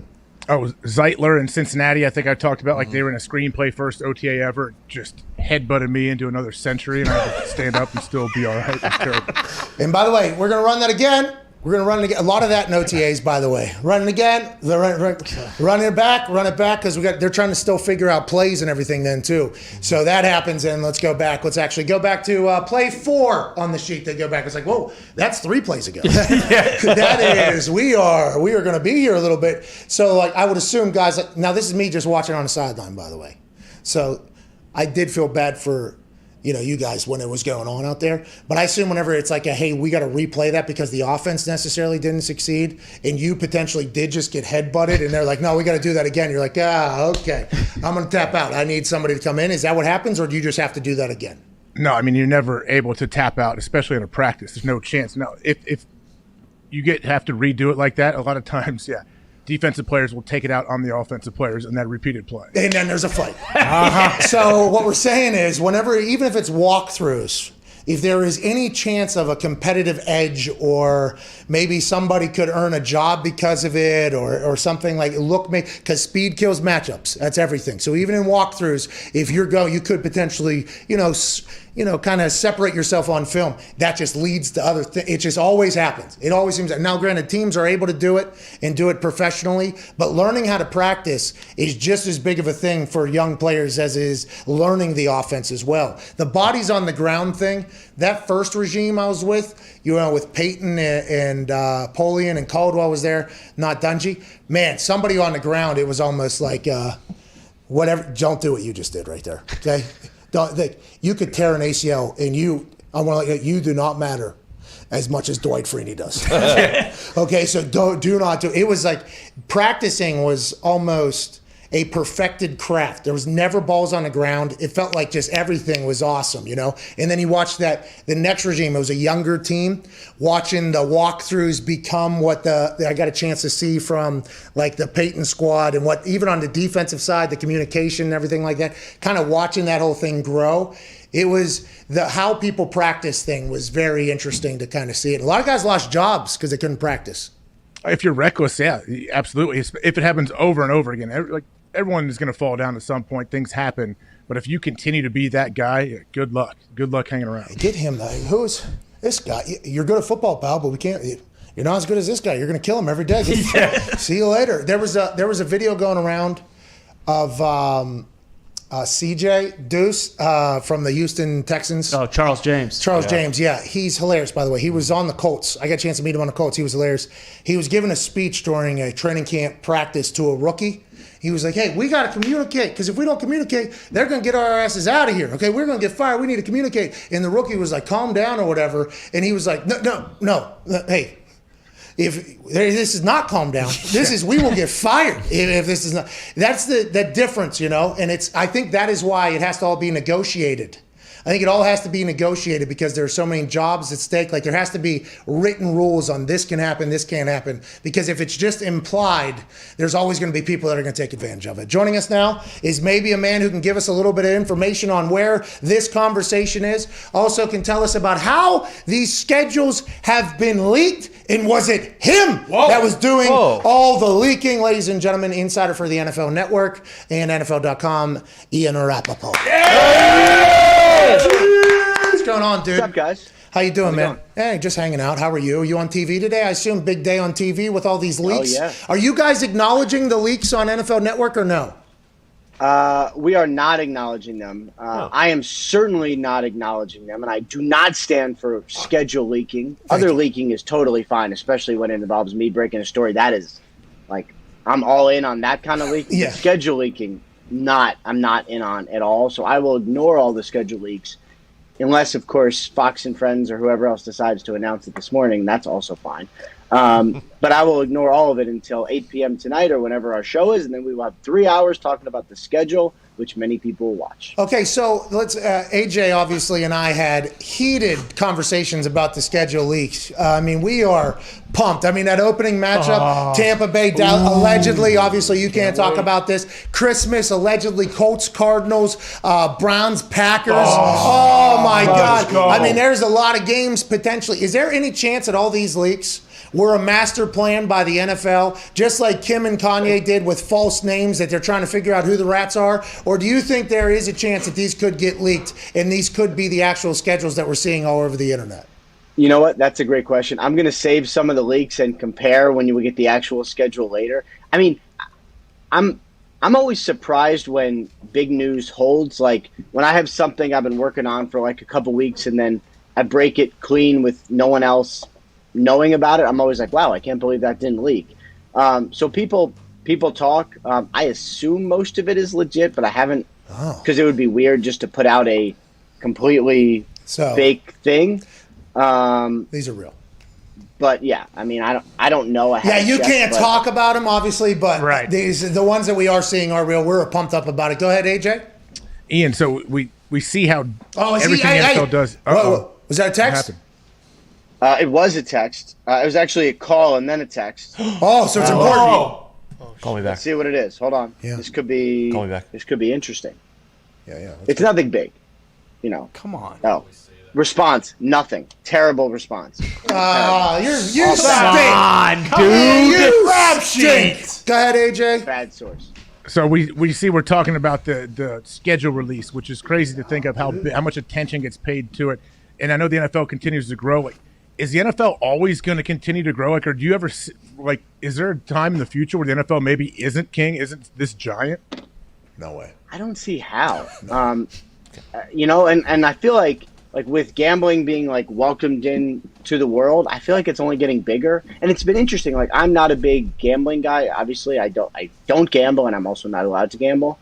But it is unbelievable. Like, the draft so much of the news that broke in the draft was like people immediately took it like the odds have shifted, and it was like that drove so much of the discussion. And it's sort of like fantasy football 10 years ago. Like it brings in so many other people who weren't interested originally. So I think it's only going to get bigger. I don't know when the actual schedule will get bigger to 18 games. Like I think we're far off on that. But everything else, see, you don't believe that. No, I don't, because they're going to see how much money this makes, especially with that showcase game, and then they added games to the wild card weekend. They're going to see how much money this is. They'll somehow end up negotiating with the NFLPA, maybe one more bye week in there. Then the thing will be, instead of $110 billion, it'll be like $160 billion all of a sudden overnight. And it's like, of course, that's what the NFL does, Ian. That's literally what the NFL does, don't you think? Just this. Geniuses. Yeah, I mean, they are. Like that TV deal was so monstrous. Like obviously great job, and hopefully it trickles down to some of us plain folk. But yeah, I mean, it's certainly as big as you could imagine. Yes. Okay, so let's talk about Rich Eisen. He, on his show, I believe on Monday or Tuesday, I'm not exactly sure which day, he talked about how there's no noise being made right now in Green Bay with Aaron Rodgers after that entire thing happened with and I assume in the insiders world, you guys did follow along with that whole story, but now how it's all happened or whatever. But no news in Green Bay with Aaron, and then also in Houston with Deshaun. And he came out and said that he had heard potentially that Deshaun was maybe in the middle of settling the case or whatever. Then today somebody's come out and said that is not true. And then in that same conversation, Rich talked about how there's like 3 teams interested in Deshaun. What is the Deshaun Watson situation? Now, the off the field, I would assume the NFL, us, we feel the exact same way. If what is being alleged happened, get him out of the league, okay? Like if what's being alleged happened. Now, whatever happens, I have no idea what's going to happen. But let's say that somehow comes to an end. I have no idea how, but let's say it does. There's teams that still would make a move for Deshaun Watson in your eyes, and how would that work out, you think? Yeah, there are definitely still teams interested, and it would be tricky and it would be difficult, and I don't know exactly how and when it would play out. But I've talked to a couple different teams who have basically said like, we could potentially do it, but let's see how this plays out. Like Philly, it's still Philly right now, I'm not going to say that they're involved because they have a starting quarterback, but here's what I will say. Okay. If Philly ever wanted to get involved, they have probably more, like they're in the same situation for next draft as the Dolphins were in this past draft, which is 2 first-rounders and maybe a third. We'll see what happens with Carson. So like if Philly ever wanted to, they really would be like prime because they have all the draft picks. Because if you're Houston, if you're going to trade Deshaun Watson, you have to get enough to get the next Deshaun Watson. Philly has that. The Dolphins also have that. There's, and then, here's the other thing. Like, is he going to get suspended? Like, we're looking at the schedule, and you look at like Houston's first game. Like, I don't know if Deshaun Watson's going to be out there. I think it's possible. Also possible he's suspended. Also possible he's on another team. Like, that's the most questions. But to answer your original question, like I haven't heard any noise on a settlement, but you're not going to. It's just going to like happen. It will be just announced, and then we'll say, "Oh wow, he settled." And then we'll see who's serious and who's not. Okay, right before Diggs has a big question for you. The schedule makers, you know more about this than I do. Is that a team of people? Who's in there? I assume that's an entire elaborate process because they have to try to predict. And who do they get information? They have to predict who's probably going to be good, potential matchups, big time. Thanksgiving kind of stinks. Yeah. Okay, but Thanksgiving kind of stinks. But then, I haven't heard any games that are going to be on Thanksgiving. Okay, all right, you're right. Sorry, Ian. I do apologize for that. From what I've heard, what has been alleged, that's a pretty massive job. They have to account for Deshaun potentially not being with Houston, Aaron maybe not being with Green Bay. Like, is that what they have to do? And who do they get their information from to figure that out? I assume that it is a pretty high-end conversation. That is a great point, and that is one of like the biggest. I'm sure no one thinks or cares about the schedule makers because the schedule just pops up and we have a big show about it. But that is like a massive thing because for them. Let's say they put the Packers on prime time 5 times. I don't know. Haven't seen any schedules, but let's just say that's possible. well, who's the quarterback? Or if you're the Texans, like that could go 6 different ways. How much stock do you put into Deshaun Watson being there? And it's never really that much of an issue because usually we know almost everything by now. Like there's never any like who's the starting quarterback going to be in May, right? Unless there's like a camp battle. This year's just weird. So yeah, I mean, it's like a group of guys who are geniuses who have a humongous computer, which I assume takes up like a wall, like one of those old school computers, just like massive. Bitcoin. Yeah, like a Bitcoin computer. Yep. You know what I mean? Are Bitcoin computers big? You don't even know, dude. What are you talking about? Welcome to 2021. Jeez, Diggs, what do you have? Kind of going off of that, there was a team that came out the first game of the year this year, and now they're away for the 7th year in a row to start the season. So do the schedule makers hate certain teams? Which team is that? Steelers. Steelers are playing away for the 7th year in a row to start the season. No, but let's also talk about allegedly, by the way. Allegedly, Week Steelers 1, I are think, doing is that. official. Okay, that has been announced. But also, let's go into that a little bit deeper. Tom Brady allegedly will have to fly from Tampa to LA for a primetime game in week 3, okay? Then back to Tampa, probably get 6:30, 7 a.m. probably. Yeah, sure. 6:30, 7 a.m. if I had to guess. It would be, he's eating avocado ice cream so he can prepare for that, and he believes in pliability and everything. But then they're going to go back to Foxborough. That next week, it's like, while Bill's got 2 home games. Sounds like this whole, Deflategate thing's dying hard out Must there. be nice. Isn't that interesting? Deflated the ball. Was that you? I mean, you know what I think about? I think about how the schedule makers will call each team and individually and be like, here's your schedule. Now, I don't know if they follow on Twitter. Maybe some of it's leaked. Maybe they already know. But they basically will go through the schedule with the coaches. And I wish I could hear, like, the grumbling from some of the coaches when that happens. Like, Tomlin will just get annoyed at having to be on the road for the 7th year in a row to start the season. Or, like, Brady's, when Brady finds a schedule, he's looking at it. He's like, come on. Ani Bose or whatever, like, what are you doing to me? Yeah. I wish I could hear some of those grumbling conversations. That's supposed to be you, though. You're supposed to be in those calls. You're Ian Rappaport. Come on. That's all Ani Bose doing. You would think. If I was smart enough to do the schedule, I feel like that would be a lot of fun. And then I would make sure none of it leaked. Okay. And AJ has a question for you immediately after this. I apologize, AJ. The Aaron Rodgers, Green Bay Packers situation. It has been quiet over there. Have you heard anything? There was an article written on May 6th that was cited in an Athletic article later that said that they offered him, and now, by the way, May 6th, I think, was a much different time than maybe we are in now, especially after how everything has unfolded publicly about the behind the scenes. But the Packers allegedly made Aaron the biggest contract offer in NFL history, which would have been bigger than Patrick Mahomes, allegedly. They offered him a long-time extension. Is any of that true? Do we know of any of that happening? Is that happening currently? What do you know about what's going on with Aaron and the Packers? Because we legitimately know nothing. You would think that guy over there, Ian, would know, but he does not, because we do not want to put ourselves in one of those situations. But what are you hearing over there in Green Bay? So you don't want to have your inside source ask the guy the real stuff. We do, yeah. We've been pressuring him, but he has not done it. Yeah, he's not. Right.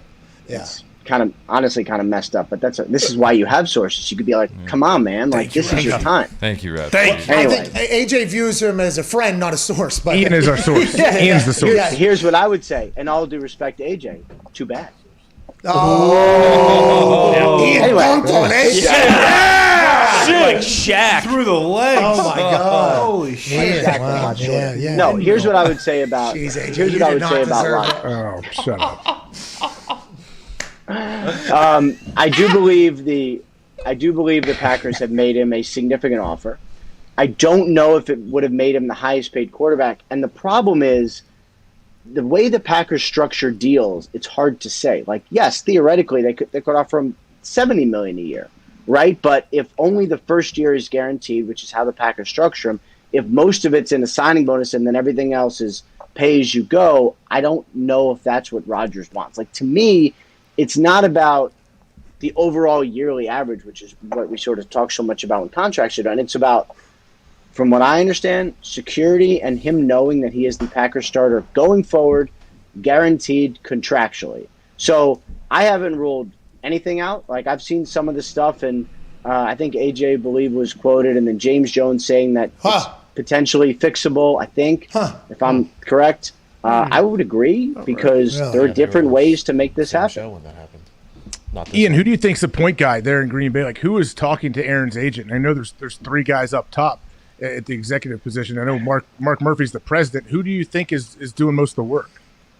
Yeah, I mean, I think that's a great question because when they all flew out there, I believe that they all were out there. So that would be Gutekunst, Mark Murphy, and Russ Ball. One trip?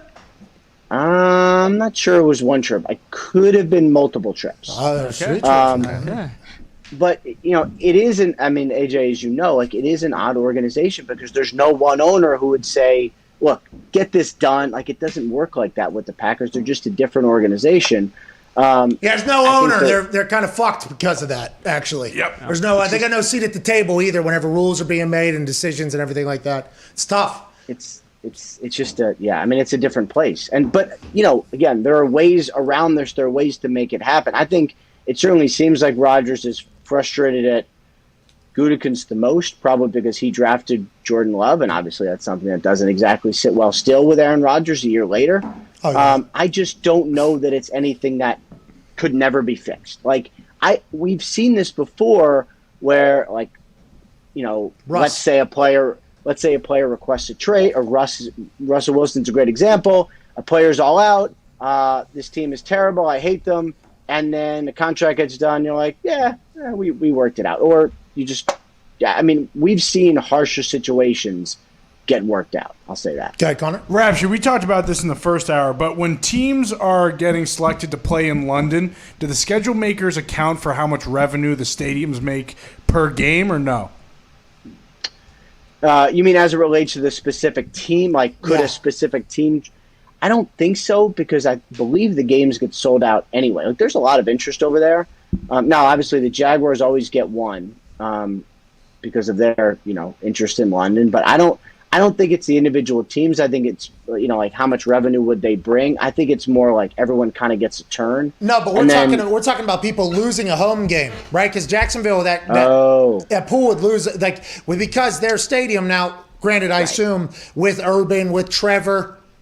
Tebow, of course. With Tebow, we assume that there's going to be more tickets sold for that team because there has to be general interest, I would assume, has spiked down there. But for a while, they had the tarps and everything like that. So sending them to London, I don't think was losing as, you know what I mean? Like, does that go into it at all, you think? Is there any conversation around that for which home game is whose?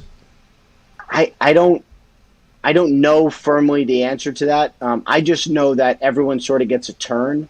So, like, everyone has to lose a home game at some point. And the next CBA, or the next schedule next year, 2022, I believe there's going to be, like, a more of a set rotation as far as just who goes over there. So I don't think that gets taken into account. But I do know the Jaguars to basically work this into their program where every year, except for last year, every year they basically, the Jaguars go over there. All right, we got to get out of here. We appreciate you so much. You're the best. Ladies and gentlemen, host of a great show that is currently on hiatus, Rap Sheet and Friends. So sad. Mr. Rap Sheet himself. Is it dead? R.I.P. No, not dead. I'm just, we'll see. It's in a coma. Holy shit. Is it on life support right now? Do we need to clear the whole thing? See, I'm not. I was gonna make a joke, but I'm not going to.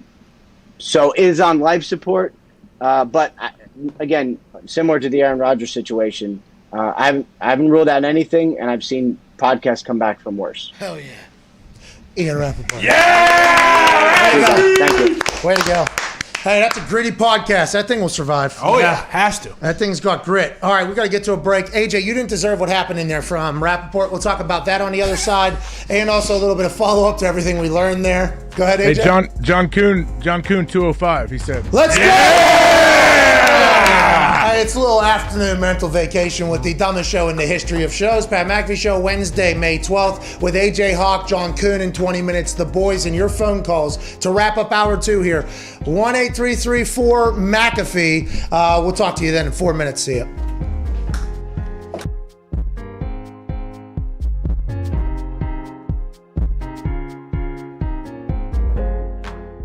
I'm just checking your availability.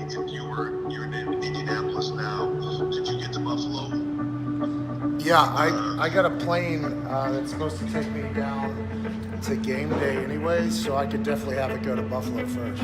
How long is the flight from Indy to Buffalo? You can find us a plane for like 4 o'clock. I think that'll be perfect. Yes, we can do is depart around 5:30. Okay, do we have any other, can you find any other planes that can get us out of here earlier than that? I was just asked if I could appear in Buffalo within the next 4 hours to basically do the show on Fox tonight. Okay, I'll call you back. You know what I'm asking for? Yeah. All right, so he's gonna call Jim Irsay and see if I can just use Jim's jet.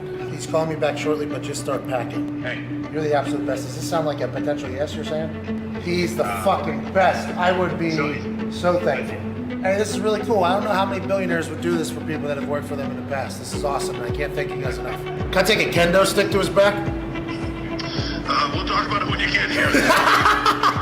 All right, I appreciate you, man. Hey, let's break the fucking internet tonight. What a hilarious life. We are live on Fox in 6 hours and 35 minutes. 3 hours of sleep, no clue what the storylines are. Just fucking let the nuts swing, bro. Let's just go out there and have a good time. Plane company. I know. Here we go, boys. All right, we'll talk SmackDown tonight. This is going to be a night we're going to look back on and remember. And then we're going to hop on a plane and head to Memphis for College Game Day.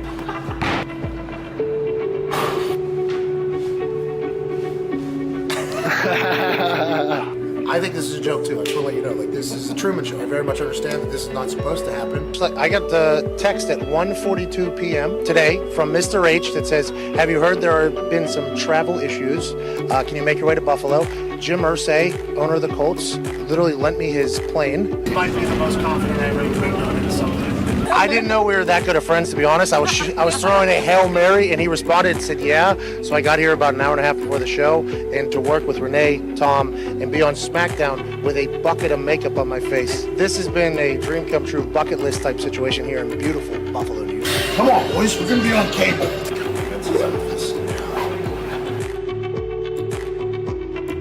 Here by Pat McAfee, replacing our guest commentator Aiden English. No sleeves in, George. Good to see you. It feels good here in Buffalo. I got a text from the game, a cerebral WWE official. He said, hey, you might have heard about the travel issues. Can you make it to Buffalo? I said, absolutely. What a magical evening it is, November 1st, 2019. I mean, let's be honest. The Marine was a heathen. You know what I mean? He's a great actor. He was great on The Real World. He was great on all of that. Tegan,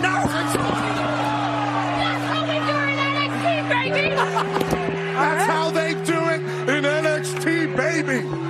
Almost took me out holding another grown lady in the air. November 1st, 2019, greatest SmackDown in the history of SmackDown. Pat, you joining us? It might absolutely be correct the way things have gone here tonight.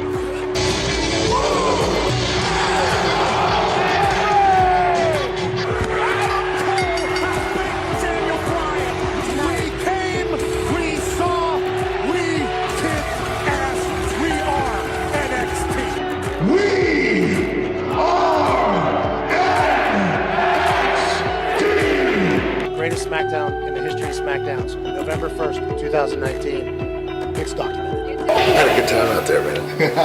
I had no idea what was happening, so it was really just natural reaction to everything. It was awesome, dude. That's a real bucket list thing. Game day bucket list, this is like complete bucket list. 2 in 1 week. Oh yeah. Got a horseshoe shoved up my ass and a horseshoe owner lending us a plane. Are you kidding me, dude? It's the show recommended by 0 out of 5 old white guys. It's the Pat McAfee Show.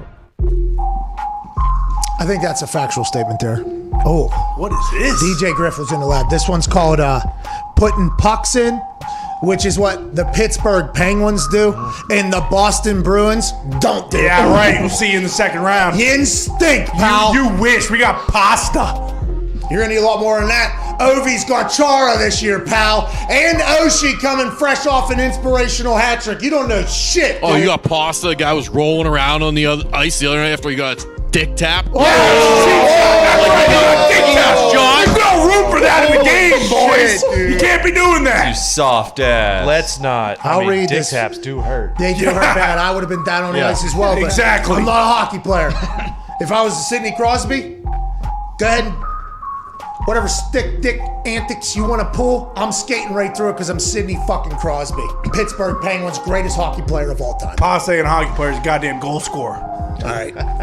Welcome back to the show. AJ, valid. Thank you.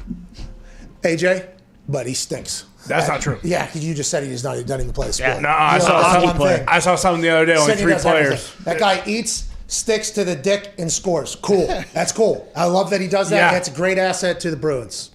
Sidney Crosby, Gino Markin. Don't know if you ever heard. They do all of it. Oh, They Gino. do the hockey. I see Gino They crying do the all the hockey. No, time. Gino's a two-way player. Yeah, Gino will fight your ass too. Yes. So Marchand will come in and I got you. I got you. Pasta. Now that's a fucking hockey Yeah, player. Marchand's He's got- backing I want up him on Pasta. the Pens. Wait till you see Stall Dean up Bruin Pasta for all life. day. Let's get to it. Let's go Pens, dude. Lord Stanley's coming home right down there, South Side. South Side needs it right now too. Bad press. A lot of things Don't going say on. good press. AJ, yeah, I guess there was a lot of people in Pittsburgh. It's like, yeah, that's how it is. Yeah. Take a trip back in time. Come to the South Side. Keep your head on a swivel. Wear your affliction shirts. But it's going to be a good time. We're all trying to get to the same place, but there could be some miscommunications late night. Yeah, sure. So you got to watch for that. AJ, Yeah. Ian dunked on you, dude. Oh, man. Get out from under So the wait. rib. He was telling me, hey, if you're friends with somebody for years, just all of a sudden turn them into a source if they're in a position where you could get information from them. Well, whenever Ian said that, he said, that's what you have sources for. I immediately thought to myself, like, that's a shame because that is their entire relationship, you know? Yep. And I immediately thought, like, with some people who I potentially do have the phone number of who could break news, it's like, what do I do here? Because we are friends. The information is going to get out at some point. I don't want to turn my friend into a source. I don't want to do that. I don't want to do that. I'll overreact to other people doing that. But you became a newsbreaker without even knowing it, and you went on an entire media tour. It has to be a lot of pressure on you right now to be the mouthpiece of one particular side. And that's a real thing. I'm not even making it up. I'm being real right now. I mean, I don't look at it like that by any means. I really don't. But yeah, it's interesting. Everything's about perspective. You know, Ian sees, like, what are you talking about? Aaron's a source. You need to use him as a source, not a friend. Like, what are you talking about? You're leaving a lot out there. You need to go get some info. And I guess I don't look at it that way. You should be like, Ian, Kentucky Derby weekend. I don't know if you saw. We had hands things. Yeah. We did the hands thing. Like inside jokes. I don't know if that's good. I can't. I should have recorded some audio for him. Should I have like put my phone, the audio app up and recorded some secret intel? Or do like the Impractical Jokers, put a microphone in your cigar. Oh, yeah. Oh, would have been perfect. Put it in your cigar so you just hold it. They did that? No, they put them in cups though. You know, whenever it's genius. I saw them, once I saw that it happened one time, I'm like, of course that's how they get perfect audio across the park or whatever. They always raise it up too when they're talking. There's a lot of this whenever they're doing their thing. Like, hey, you guys. It's really good. Was that Murr's idea? Well, I think it was Joe's. It was Sal's. No, it sounded like Q. Q? Oh, Q. Q. You said Joe, I figured it. Sounds Yeah, like you're Q. right. It probably was Joe's. No. Listen, relax. He's dude. been pushing that all day. Who? Tony. Well, they've just been very, very quiet. No! Trying to get him back in the news circle. You're a maniac. He's an absolute maniac. They found the guy. All right. What happened? What's going on? I don't know anything about this. Sports, dude. Sports happened. Sports. Urban Meyer talking about Tim Tebow said he's the most competitive maniac he's ever been around when he was talking to Chris Collinsworth on Chris's podcast. This was before the inevitable signing. Urban Meyer living on the edge. Yeah. And Chris Collinsworth on the Chris Collinsworth podcast. There's a thought going around, you know, he was in the best shape of his life, asked to see if he could work out with a couple of our coaches. I wasn't even there. And they came back to me and said, wow, this guy's in incredible shape. And I said, then I went another time and watched him try him out. And they said, go work on these things. He comes back later. They try him out again. I'm not there. They come in and they said, wow. Don't have time. You know, this guy's ball skills. He's a great athlete. He looks like he's 18 years old, not 20, whatever he is, 33. Jesus. And I said, guys, you don't understand now. This guy is, you know, he's the most competitive maniac you're ever going to talk to. And let's give it a shot. And I have not decided if we're going to do that or not yet. I'm getting close. I got to make a decision here pretty soon. Well, he did make a decision. They brought him into the team. I do find it interesting that he was basically trying to spell all the myths that he was spending time trying to get Tim Tebow back. I think that's what he was trying to say. I remember he bought a house right next to Tim. I assume they played catch, but that's where he sat before they signed him. They inevitably signed him. Learning that he's a Jacksonville hero is also another massive thing, I think, in the entire business side of this, AJ. Yeah, it is. I was more surprised hearing Urban talk about Timmy coming in for 3 separate workouts. Like, how often does that happen? Well, and also, we told him to go work on these things. Like, listen, not going to be able to have this shit, all right? And Tim's like, you got it. I'm going to go right to my backyard right now. Okay? I'm going to work on these. Right next to in 2 weeks, I will be the best tight end in the NFL. That's just how this whole thing goes. And I believe he probably committed 10 hours to 12 hours a day to this and became a top 50 tight end in the NFL. That's right. Because that's what Tim Tebow does. Hell yeah. Give him a couple years, he's probably going to get a $20 million contract, at least. At least 20 mil. AJ, does that remind you of anything else, potentially? Well, Timmy Tebow was previously a professional football player. You have never been anywhere near a professional golfer, so no. Yeah, he's never played tight end. It's a shame Urban, though, decided that he's also going to be a liar in the NFL as well. Because he was definitely heavily involved. Don't start, dude. He looks over the fence. He sees him running routes, dude. Gives him tips. By the way, that's what teams do, by the way. They lie. That is. Yes, they do. That is. Now, it might be the truth that day. You know, that day. Tis true. Tis true. But, tis true today.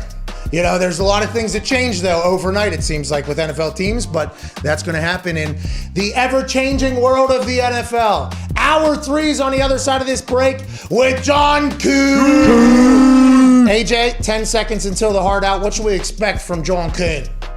Fireworks. John Kuhn is an absolute insider. He'll break a bunch of stuff for us. Oh, my Let's God. go. Yes. Breaking news on the other side of this break. AJ Hawk said that. He'll owe me 20 mil. They'll owe us stories. We'll see you in 6 minutes here on the Pat McAfee Show.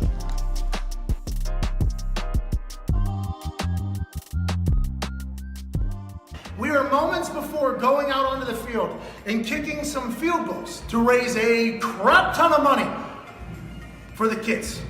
And I'm about to become an old man. I said I do this, then I do this, then I do this. Oh, Cuzzy.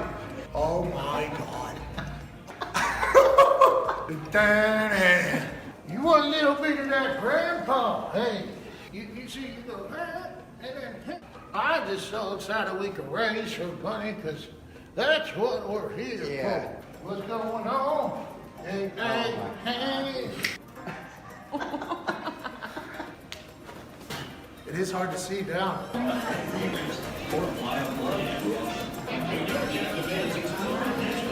Cool, Grandpa.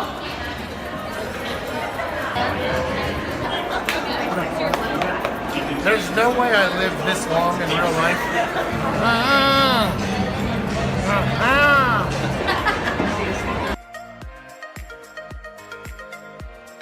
Ladies and gentlemen, give it up for our contestant and cheer him on as he attempts to raise $70,000 for cancer research.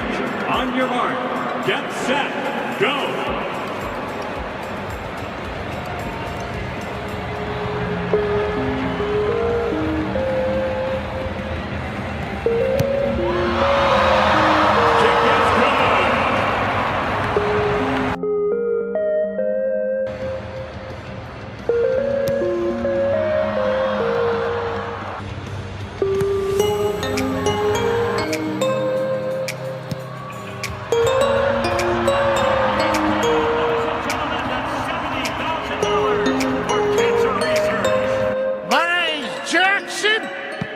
I've been a fan of the Colts since the Mayflower came from Baltimore. I don't know, sir. You sound a little familiar. This is the greatest city on earth.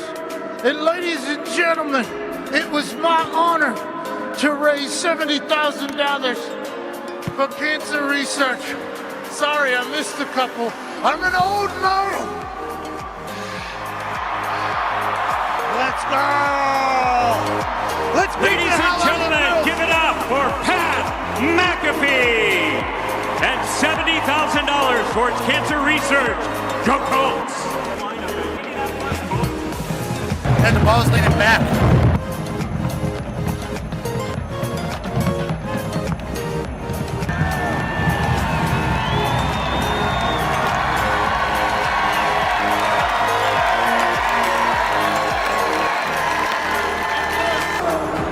Couldn't see. It's a lot more difficult seeing. Hi! got a hammer.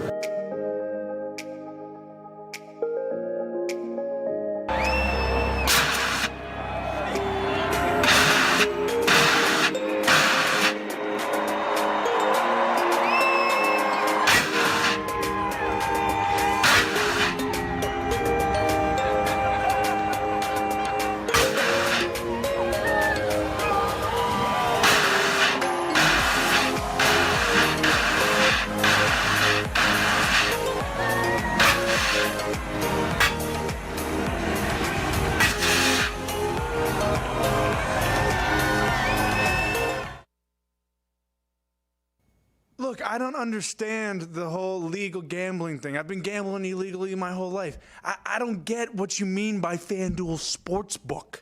Dude, illegal gambling is done. It stinks. Legal gambling is the greatest thing of all time. FanDuel Sportsbook has so many good bets. They even refund bets that they think didn't deserve to lose. They got all the spreads. They got same game parlays. You have to start gambling on FanDuel Sportsbook if you're in a legal state. And that's not the only thing. They make it so easy to withdraw and deposit money. You can just link your bank, deposit whatever you want, withdraw whatever you want, whenever you want. Yes, I mean, this please. truly is the greatest sports gambling app out there. He's right about the banking. It is the greatest, but you really don't understand the bets that this sports book has. They have in-game bets. They have in-game parlays, and he said it, but I'm going to say it again. The odds at this place are the best, and once you download FanDuel Sportsbook, we are going to take all of their money. All of their money. Right? Right? Right? FanDuel! FanDuel! FanDuel! FanDuel! FanDuel! FanDuel! FanDuel! FanDuel! FanDuel!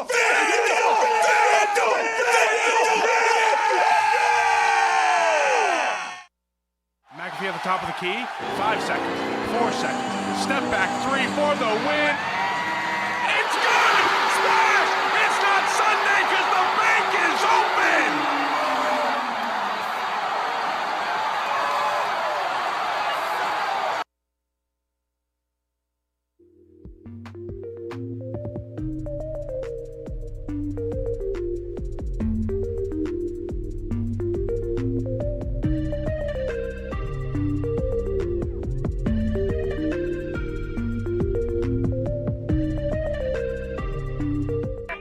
The Pat McAfee Show.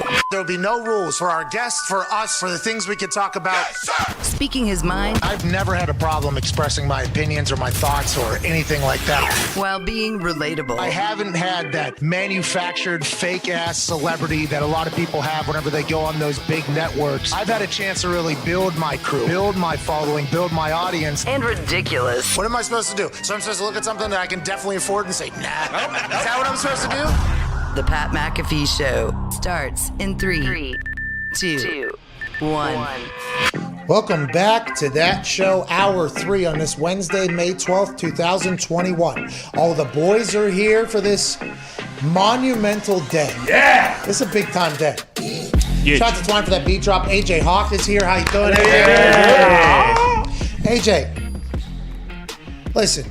You have proved to be an incredible high school college football player, NFL football player, media mogul. Oh, yeah, man. I mean, medium. But now with the booking of our next guest, this is the first time this lightning rod, electric human has ever been on this show, AJ. Did you know that? This is his first time coming on the show. No, I assumed he actually been on the show before. Me too. Want to let you know, had been conversation in the locker numerous times. Need to get the crew on the show. And now through your booking, with you texting him, asking him, being a Super Bowl champion alongside him, ladies and gentlemen, joining us now. Former legend in Green Bay, I'd assume still legend in Green Bay, and insider to the Aaron Rodgers news saga, ladies and gentlemen, John Kerr. How are you, pal? Look at AJ. Look at AJ pulling guests now. He's just an all-around stud on this show. Oh, yeah, he is. He is. And by the way, he was just stumbling around the Masters all by himself, too. I mean, texting John Kuhn, getting him on the show, stumbling drunk around Augusta all by himself. AJ is peak performance right now. What was he like as a teammate? I assume your locker room, now that we've known Aaron a little bit, AJ, I know him a little bit more. You're in there. Was that in Sitton? We learned about Sitton. Lang. And TJ Lang, I think, was there as well. That locker room, you guys had to have one of the closest. I'd assume the locker room got along very well there in Green Bay, and had to be one of the most ridiculous locker rooms as well. Oh, yeah. I mean, we had a tremendous time. And let me tell you, what you guys get out of AJ here is such a watered-down version of AJ Hawk in the locker room. This guy, and this is the reason why I had to send him the spider text, because I couldn't believe he didn't know about the spider shells. Because they're terrible. They're useless. That's why. Oh, because this guy, he was 100% every time, full go. Didn't matter what was on the practice field, throwing his big head into you, punching you, scratching you. He did everything. This guy was an absolute lunatic on the field, so I couldn't believe he didn't know the spider shells. So you guys had a lot of run-ins, I assume, fullback, middle linebacker, and AJ doesn't know how to practice, and all of a sudden Kuhn's got to handle that thing. Iron sharpens iron, though, right? I mean, that's how you got to look at it. Well, I told AJ all the time, man, brother-in-law, we've been at this for a long time. Slow it down a little bit. AJ, you couldn't turn that motor down on him, though. He was a nut. Okay, Kuhn, let's get right to it. You broke news last week when you said there's absolutely a chance you think this thing gets done. Brett Favre said, hey, I texted him. He told me he'll fucking get back with me later. You said, you came out and said, like, hey, I've been talking to him. You think do you have any update that you're willing to share? Because it feels like right now, maybe nobody really has a clue what's going on behind the scenes except for maybe a few people. What are your thoughts on the whole process and how that whole thing's going to turn out over there? Well, I think just generally speaking, nobody really knows. Nobody really knows except for Aaron and the organization as to where they actually stand in this timeline. I know for me personally, I know just enough information to get myself in trouble between talking with Aaron, living here in Green Bay, and still being employed with the Green Bay Packers. So I know just enough to really get me. So I got to watch a lot of the stuff that I say here. But what I was really getting at last week is speaking from myself and knowing just kind of the situation and where we're at right now. I do believe there's a chance that Aaron Rodgers comes back. I think it's a decent chance that Aaron Rodgers comes back. And really, this whole thing's going to come down to communication, fellas. Can they make him feel the love, right? Like Jerry Maguire, let me feel the love. And some of that is probably going to be show him the money, and some of that is probably going to be contract. But he needs to feel the love. He needs to feel a certain type of way right now. For whatever reason, he just hasn't felt that way in quite some time.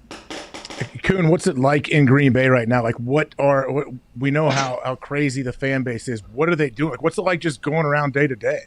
Man, people are nuts, AJ. You know it. People are nuts right now. They're thinking up ways to end it all because they don't know what's going to happen if Aaron Rodgers leaves. And then there's the other side that says, we got rid of one, we can get rid of another. We'll be just fine. No. It's mayhem. It's mayhem right now, fellas. I'm telling you, this town, this state, everybody's turned upside down. They don't know which side of the fence they fall on right now, and they're just all emotional about it. You live in Green Bay full time?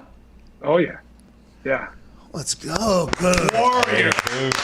Hey, I couldn't get enough of the winners. I was about to say, I heard it gets real cold. Now, Indiana, there's not a lot of sun here for like 4 or 5 months, but I happened to go up there that Week 17 Lions-Packers game and got a chance to experience, like bitter, cold-ass Green Bay frozen tundra. Maybe it gets worse in January and February or whatever. But when did you make that decision? When you were playing there? You were like, you know what, this is going to be forever. I love this place. And I talked to Ty. I guess you were a Steeler originally. You're from Shippensburg, Pennsylvania. At what point were you like, I am the prototypical Green Bay Packer. I am the guy. At what point did you realize that and know that was going to be home? No, pretty much when they started yelling my name 80,000 deep. I was like, shit, I can't leave this place right now.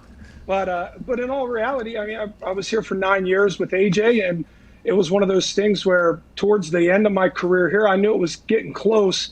My wife and I decided, heck, where do we want to move? Where do we want to live? It's something a lot of guys in the NFL go through. Where are we going to live when we're done playing football? And for us, it was, what's wrong with here? Nothing's wrong with here. So we decided to stay. And even when we went to New Orleans, we kept our place here, and we came back here in the off seasons, which was torture because the off seasons here is like the coldest time of year. So that was insane to do that. But yeah, I mean, coming from Pennsylvania to Wisconsin, not all that much different, just a little bit colder, and it just seemed to fit our family well. Todd Schmidt.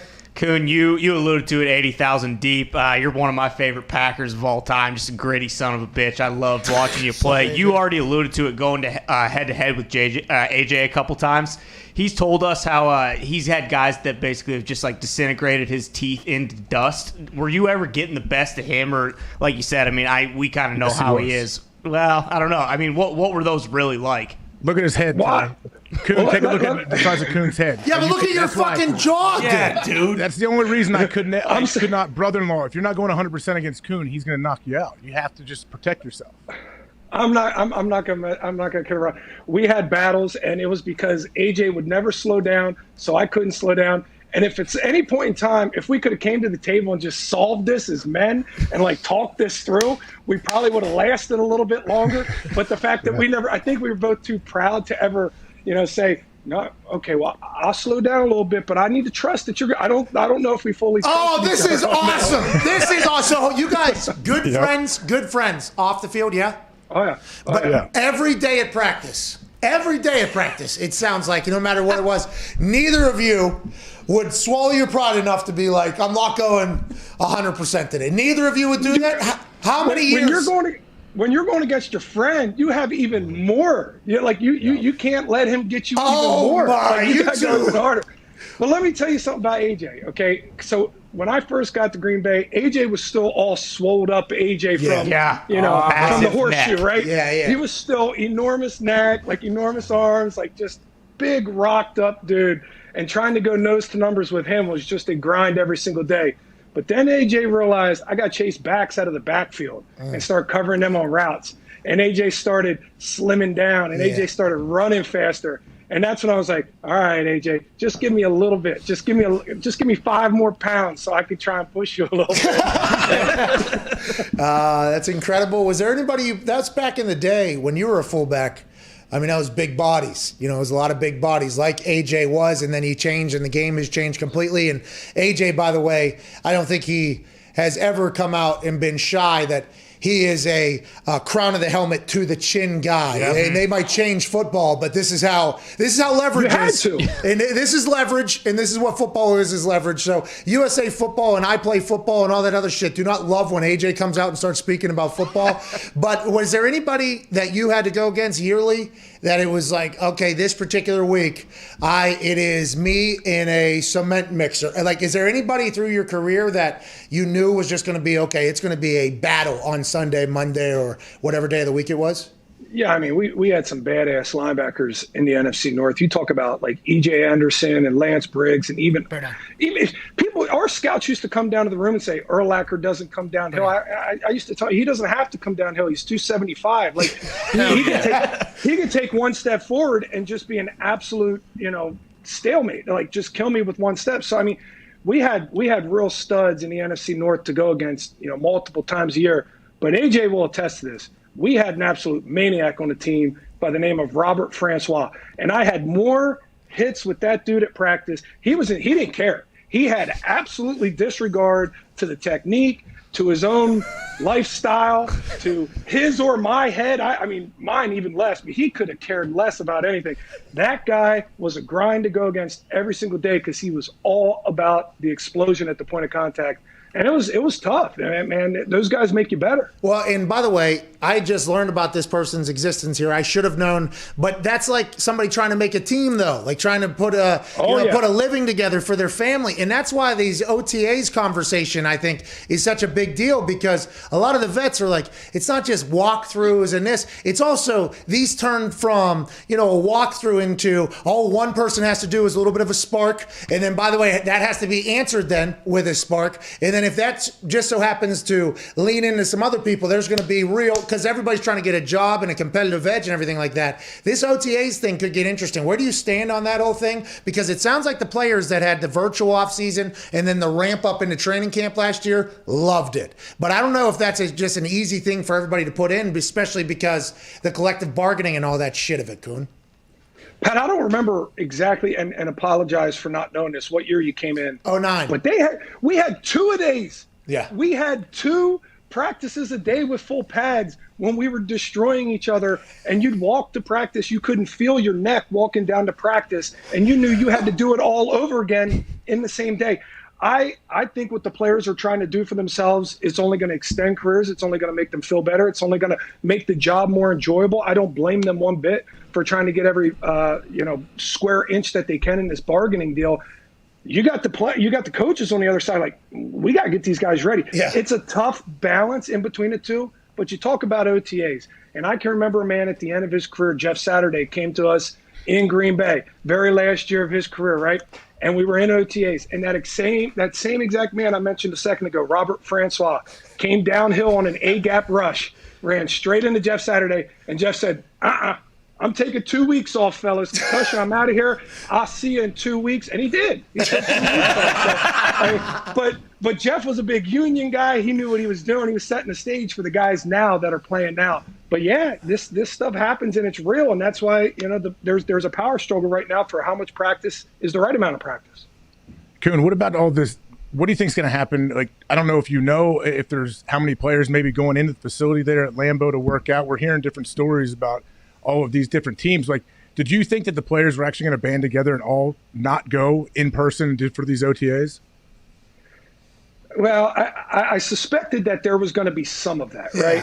Yeah. But I also know, especially for myself, being an undrafted free agent, when they start saying, hey, we're going to pay you $1,500 a week to come in here and jog around in shorts and spiders on, and I'm thinking to myself, I got $30,000, bill that I got to pay to Shippensburg University, so I better collect this $1,500 for a short period of time while I'm here. I'm going in there and collecting that stuff. So I was really interested to see, can the proven old guys with the big voices, can they convince these young players coming out that really need this exposure to try and up their chances to make a team, and they need that little bit of cash flow. I mean, when you get that first check with a comma in it, you don't want to turn that thing down. So I was really interested to see how this thing turned out when they come back in. Now, the way the Packers are planning, they're planning for guys to come in here in a couple weeks and start the offseason program. And we'll see if the players end up pushing back on that. The Vikings planned on that as well. I think Thielen told us, and it might have been breaking news whenever he told us,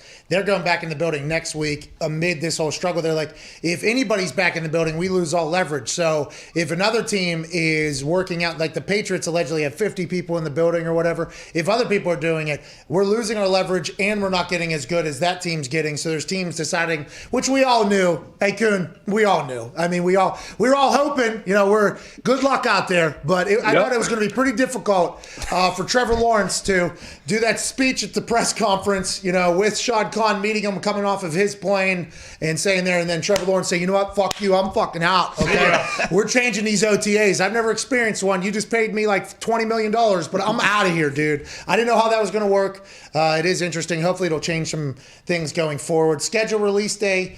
Kuhn, anything you looked at whenever the schedule was released as a player, bye week only, and what are your thoughts on the potential leaks that have come out thus far?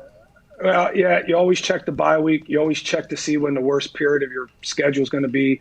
If you have 3 road games in a row, that was awful. You hated that. Do you have back-to-back West Coast trips, things to that nature? And then you try to see where your easier part of the schedule is, your primetime games and stuff like that. So that's about it as a player. You can't really get too jacked up about a schedule because, once you get into that season, it's going to be a long grind. You really wanted that bye week to fall somewhere in the middle. That was probably the most important part. These leaks are insane, man. I can't believe the NFL is cool with this. They got to be just all up in arms. There's supposed to be a big special tonight at 6:30. Everybody's blowing the whistle saying this game's here. Heck, the Packers on paper already have 6 or 7 primetime games. And we don't even know where Aaron Rodgers is going to be this year. It's absolutely insanity. Well, that sounds like the schedule makers think he's going to be in Green Bay. Yeah. Who do the schedule makers know? Okay, let's dive into that conversation in sports media. That's kind of how this whole thing pans out. Boston Connor? Yeah, John, clearly, you're from Pennsylvania. You live in Green Bay. During the lockout, were you just like laying brick or, being like a demo man somewhere? Or were you just, sticking to the weights?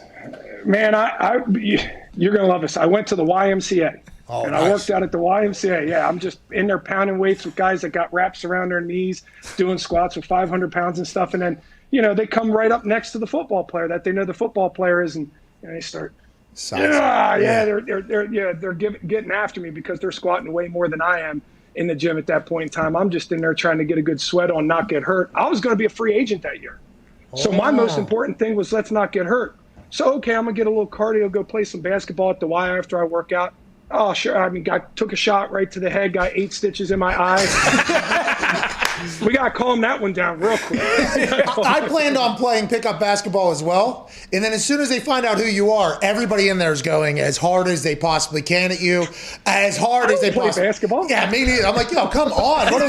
This guy's D'ing me up like full court. I'm getting a full court press. I'm like, I'm just trying to get some cardio. Can I get out of here, please? Kuhn, were you a big weight guy? You ate weights? Big meathead guy still to this day? Yeah, I'm a pretty big meathead. I'm a basic fullback, right? I mean, you can tell by my background, I'm a pretty basic dude, and I just stay in the weight room 6 o'clock every morning, try and get my mind right and get ready for the day. What do? You just put on some hard rock in there, and you just start fucking going at it? Is it in the basement? Is this a public gym? What do you do? Nah, COVID really got me to. I was sleeping on trying to get this home gym set up at my house. And there's a couple gyms around town that I go to. I actually just kind of created a training facility for younger athletes here in the Green Bay area. Okay, let's go. That's awesome. ETS Green Bay, we train a lot of young. Oh, that's Thielen. That's Thielen too, right? Yeah, I partnered with Thielen. Did you hear the despicable things he said about Lambo? What a classic out of context thing, by the way. Thielen woke up to an absolute war, and it was completely taken out of context. But I'm sorry. Yeah. Congrats on opening that. Good friend of mine, I bashed him on my show too. Like you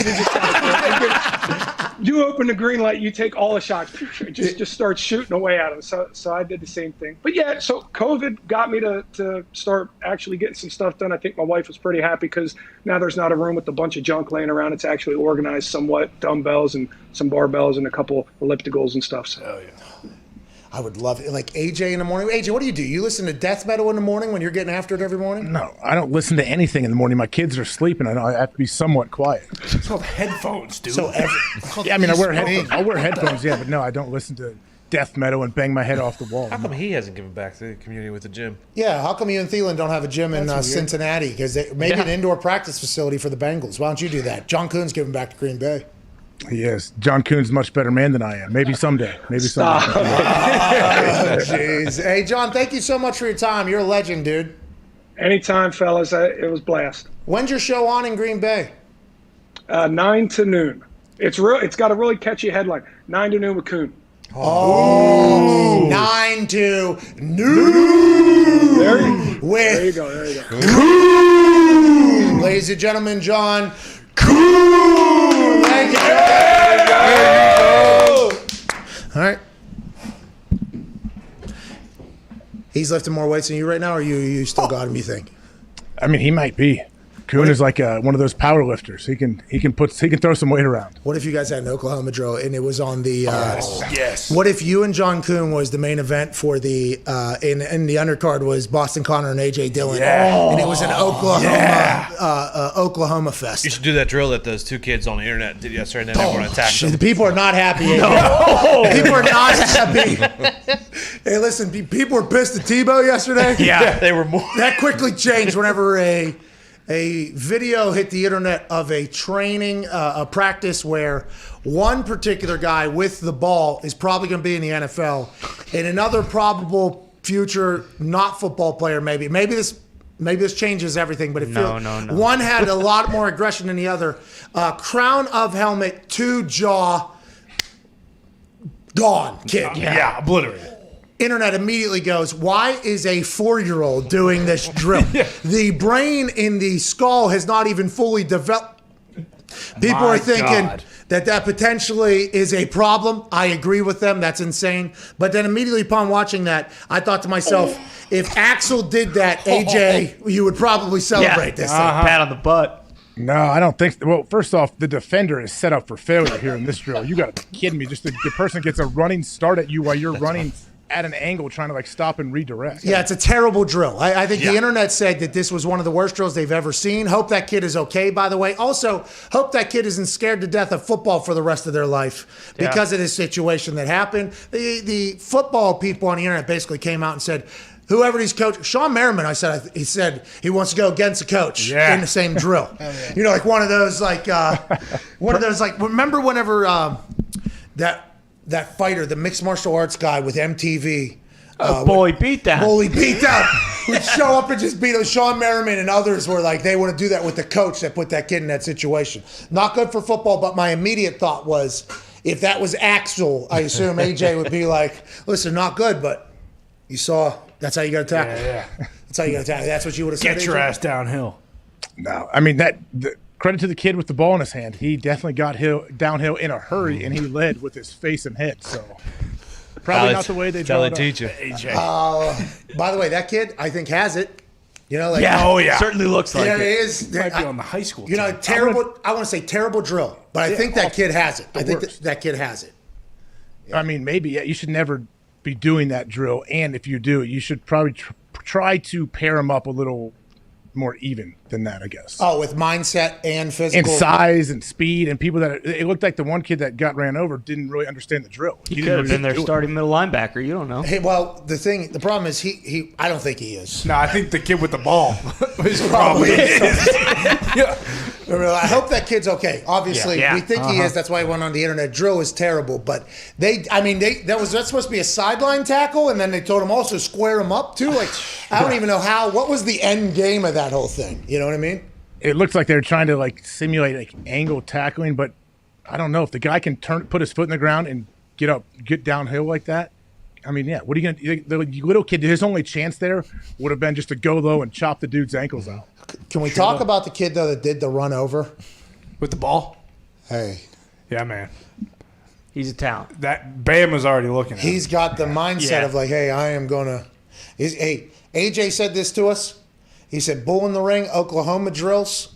I had to get into the mindset that if the only way to survive this thing and not get killed is to kill other people, I'm going to have to kill other people. That's right. And that kid has that at, 4 years old or whatever? That kid's going to be good. I think AJ was onto something there. Got to go low, he said. Take their knees out because that age, ACLs, they'll just repair themselves. They'll just heal. I agree. 2 weeks. We assume that kid's okay, by the way, because he is young in that whole thing. Yeah, basically don't even have bones yet. Very pliable. I don't know children. I don't know that whole thing. They can do anything. I think that's why Charlie and the Chocolate Factory last night was so unbelievably creepy to me. Yeah. Sure. Is that just how it works with kids? Just the Johnny Depp one? No, I've seen that one before. My wife had me watch the OG, and last night for the first time. And guy with scars sneaking up into the ears of little kids on TV and nobody saying anything. Yep. Nope. They're grabbing the Candyman can. Mm-hmm. The guy in there, he's grabbing kids. He's throwing stuff to kids. I mean, I guess it's a good story. Wonka's right-hand man. Yeah.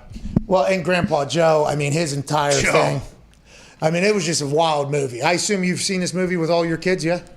I mean, I think I saw the original when I was in school. Yeah, back in the day. Okay, Grandpa Joe, sack of shit. At this moment right here, where he is laying down, he knows that he can still move What his about toes. the other ones? What do they do? They never got up. We don't know. We don't know if they ever got They up. stayed in their place. The other two actually look dead in this picture. Yeah, the George They and may be, Georgette. actually. Yeah. Or Didn't Georgine. have to pay them. A lot cheaper, huh, for actors.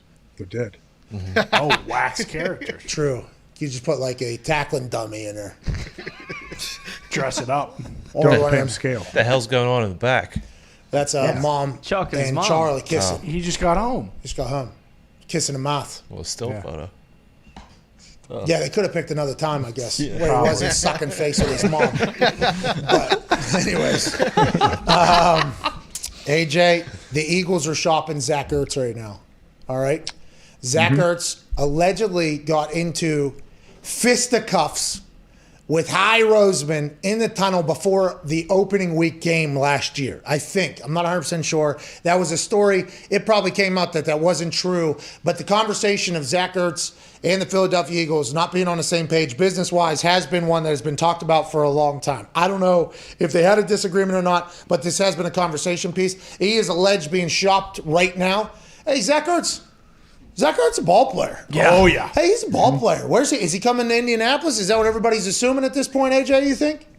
It seems like it would be a good spot, but I think it does seem like everybody needs a fresh start, right? Like Philly seems like they're done with him. He definitely it seems like has some issues with people there. So I would assume that he is okay with moving on. What's going on with Kelsey? Kelsey is like kind of he's the face of that entire franchise, right? Did they extend him? Is he going to be? Yeah. Still got Lane Johnson too. I think he's their highest paid player now. Lane Johnson's coming back off an injury, right? Their guard is coming back off an injury as well. Because last year it was rugby players blocking for people. But the Kelsey thing is interesting because remember last year he was allegedly going to fight somebody. That's right. Yeah. A coach or something because he is like. Then he was going to retire. There was a rumor of that too. And then he had to come out because he doesn't do social media via somebody else. And then they get an extension. It's just like.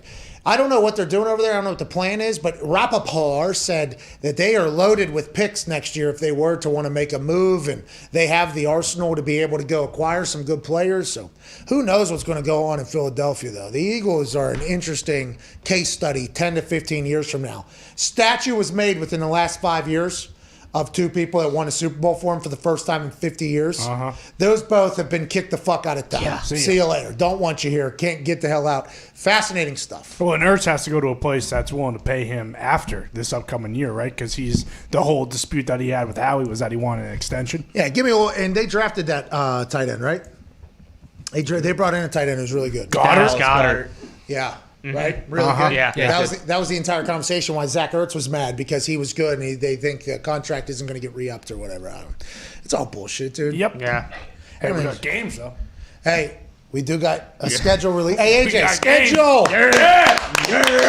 Huh? Pumped about it? Oh, absolutely, yeah. I'm putting everything else in my life on hold so I can be at the TV, 6:30 p.m., is that right? Hey, 7:30? I do like the fact that John Kuhn said, how the hell did the NFL let this happen? Ian Rappaport, how the hell did the NFL let this happen? Our initial response, I think, was, how did this get out? There's no way. Because you see the memos that are sent from the NFL to the teams, and in the last paragraph of most of the emails we have read, per usual, public disagreements with our ideas will not be tolerated and potentially punishable by fine, suspension, or take. If you have a problem with anything, please come directly to the committee that is doing this whole thing. So they basically say, hey, you got a problem, shut the fuck up. Yeah. All right, so the leak's getting out, and I would assume in the world that we're in now with the NFL's the king of everything, and there's more people covering it. Our show survives because of it. Yeah. Insiders, it's going to inevitably get out, but there's going to be some sort of hell to pay. The schedule is every year. Every year gets leaked very, very early. Is it a win-win, I don't think though? anyone respects the don't leak the schedule memo. How many times is Raj, going to take that? Sitting in his chair that we seen in Cleveland, all-terrain chair, by the way, not just for the basement of the commissioner of the NFL. It also goes up to Ohio in a rainy day on the stage. Yeah. With the blanket on it, too. Just in case, from the house. Yeah, same blanket. And also, there's a little side you pop open, peanut M&Ms right now. Oh. Nobody would do it. Nobody would do it because COVID. They didn't want to dig their hands into commissioners' peanut M&Ms thing. Smart. But I did see it when MGK came out and dropped the mic and did his thing. Yeah. I kind of caught a side of it. It was like, oh, it looks like there's peanut M&Ms on the side of that. I'm happy that we did keep this thing legit or whatever. But how many years is he going to schedule this big draft release party on NFL Network with? It's like a whole thing, and it just gets leaked and doesn't matter beforehand. That should almost become a reaction show now. Yeah. They should almost try to pivot and be like, okay, NFL schedule reaction show as opposed to release show, because that's probably a much more likely event every single year. If they were smart, they should release it this morning so that shows can have a chance to instantly react. And then you got those guys who go through and be like, oh, this team has to travel so-and-so, so that the next day you talk about that, too. So you get 2 days. But shows still react to it, though, You get Kornacki showing where everybody's flying to. I think they love the leaks. I think they eat it up. You're talking about the NFL all day. They're making you feel special. You're getting celebration before everybody. No, it's the shield. Oh, you think they can see me in advance getting excited I'm learning about something when I'm not supposed to? You think so? Man, what if Commissioner Goodell is sitting in a room and they're like, how do we empower our fans to feel like they're smarter than we are? Fuck it, give them some games. Yes. That would be awesome. That would be awesome. If you're going to watch, though. If you're going to watch tonight, still, no matter what. Break out all the you got to do leaks. is leave like 1 or 2 games open. You're still going to watch tonight. Yeah, but I'm going to watch regardless. Have to. Because, I'm an NFL guy. Football. Diehard fan. We need the Nuggets. But we're talking about, if that thing was just dropped into the universe out of nowhere, I think it takes over everything. But it is an all-day conversation, so I guess it already has. They are playing chess. That was close, Sicilian. I'm over here playing checkers. We're back on the other side. Pat McAfee Show, Wednesday, May 12th. More with A.J. Hawk. Yeah!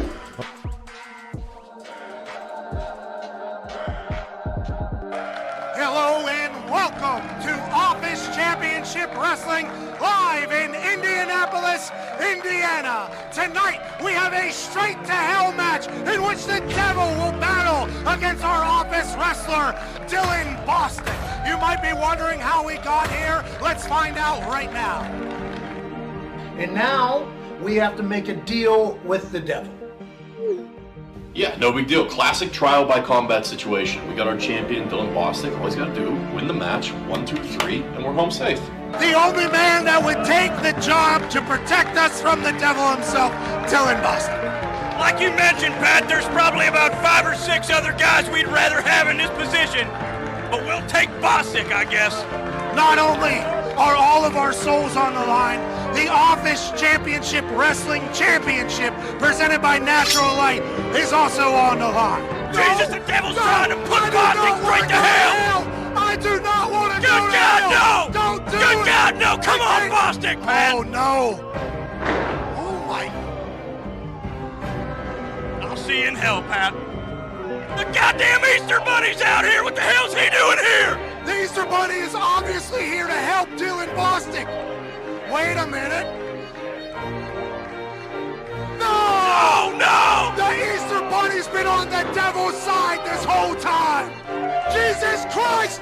Jesus Christ! What the hell's Jesus Christ doing here?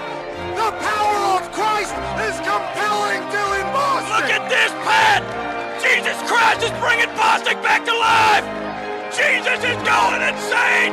And now Bostic's kicking wholesale ass in the ring! Jesus Christ has come to help Dylan Bostic defeat the Devil and defeat the Easter Bunny. What's gonna happen here? Good God Almighty, it looks like he's going up in the scissor lift! Jesus is lifting the scissor lift! Jesus is now telling Bostic to come down from Don't do it, Bostic! Don't do it! Oh my God! Bostic's dead! He's dead! You can't tell from home, but that scissor lift is about 8 stories up, Pat! 80 feet in the air! Oh wait! He's tuning up the bed! The Devil! Super kick! Into the casket! The Devil goes down! The Devil goes down! He shuts the casket! And Straight that's back to it! hell! The Devil goes straight back to hell, where he belongs! With the assist from Jesus Christ of Nazareth! Dylan Bostic saves the PMI Office's souls and wins the OCW Championship right here on our first OCW Straight to Hell.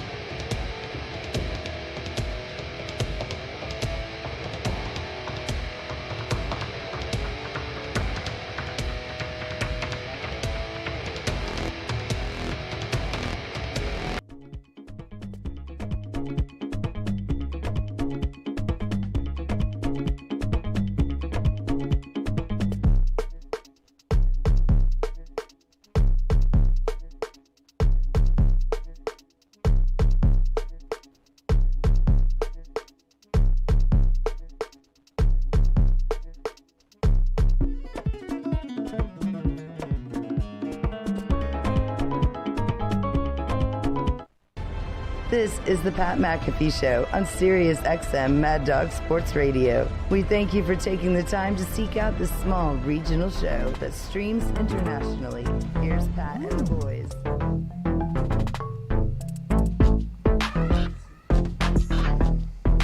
So that's where somebody did the meld of the meld of the two. Huh. The old crossfade. What is that? It's called crossfade, right? A little bit of a sound bridge. Welcome back to the show. AJ, the fact that you and John Kuhn refused to back down from each other at practice for 9 years together is unbelievable to me. It's amazing. And you guys were friends. Was there ever a fight? No, we never fought. I mean, Kuhn is one of those guys that is talking to everybody on the team. He loves to get into arguments and conversations. So like he's like one of the lifeblood of a team. Like he's with everybody. So no, we never got in a fight, but I think there was definitely frustration from both sides at different times. At what point were you was there something, maybe something's going on with your knee, it was a little bit late in the year, you guys were outside maybe, and it was full pads, and he just was relentless? Was there an exact moment you remember where you and John fucking Kuhn almost came to throw hands with each other? That would have been two Goliaths striking in the world. Was there ever a moment that got real close, and do you recall it? No, there was never a moment where I almost got in a fight with Kuhn. It was always fun because we got along so well. But yeah, when you get along with somebody, it is fun to smash your heads into each other a little bit. Yeah, some people do look at it that way. It's warming up and almost summer, which means Bird Dogs are back. Yeah! Bird Dogs are the best and most comfortable pair of shorts and pants that have ever existed. They stole Lululemon's designer and have just made everything better. Smart. They launched with these shorts that had built-in underwear. Ooh. And it didn't win me over early. I'm like, listen, I had built-in underwear with my bathing suit when I was a child. Oh. All right. Even then, it was not a comfortable thing. Yeah. I wanted the hell out of there. I used to cut them out. Yep. Used to cut them out of there. They're like, no. Very different built-in underwear. It comes from the most comfortable, stretchy fabric, and it goes down to about mid-thigh, so it doesn't ride up on you. You don't even have to prepare underwear anymore. They are obsolete because Bird Dogs came through with the most comfortable shorts. What's that? What do you mean prepare underwear? Well, wash them. Yeah, buy them. You don't wash your underwear, AJ? Just the entire, fold them, stack them, put them in a thing, figure out which one hasn't been worn if they're both potentially looking the exact same. That whole thing. There's a preparation process that comes to underwear. It's obsolete now if you just go full-time Bird Dogs. You can wear these shorts and pants anywhere. You can dress them up, you can dress them down. And right now, when you use promo code Pat's Ball. Hell yeah. New promo code. New promo code at birddogs.com. Whenever you purchase some awesome pair of pants or shorts, they will also throw in a Bird Dogs whistle ball. Whistle ball. What? Don't know. It's a whistle ball though. Haven't seen it. Haven't felt it. Is it like the Vortex? I'd assume it's like that. Hopefully it's similar technology. And we have to remember that they run out of this shit. Okay, is the people that listen and watch this show buy Bird Dogs at such a rapid rate. We've run through the nunchucks. There's no more left.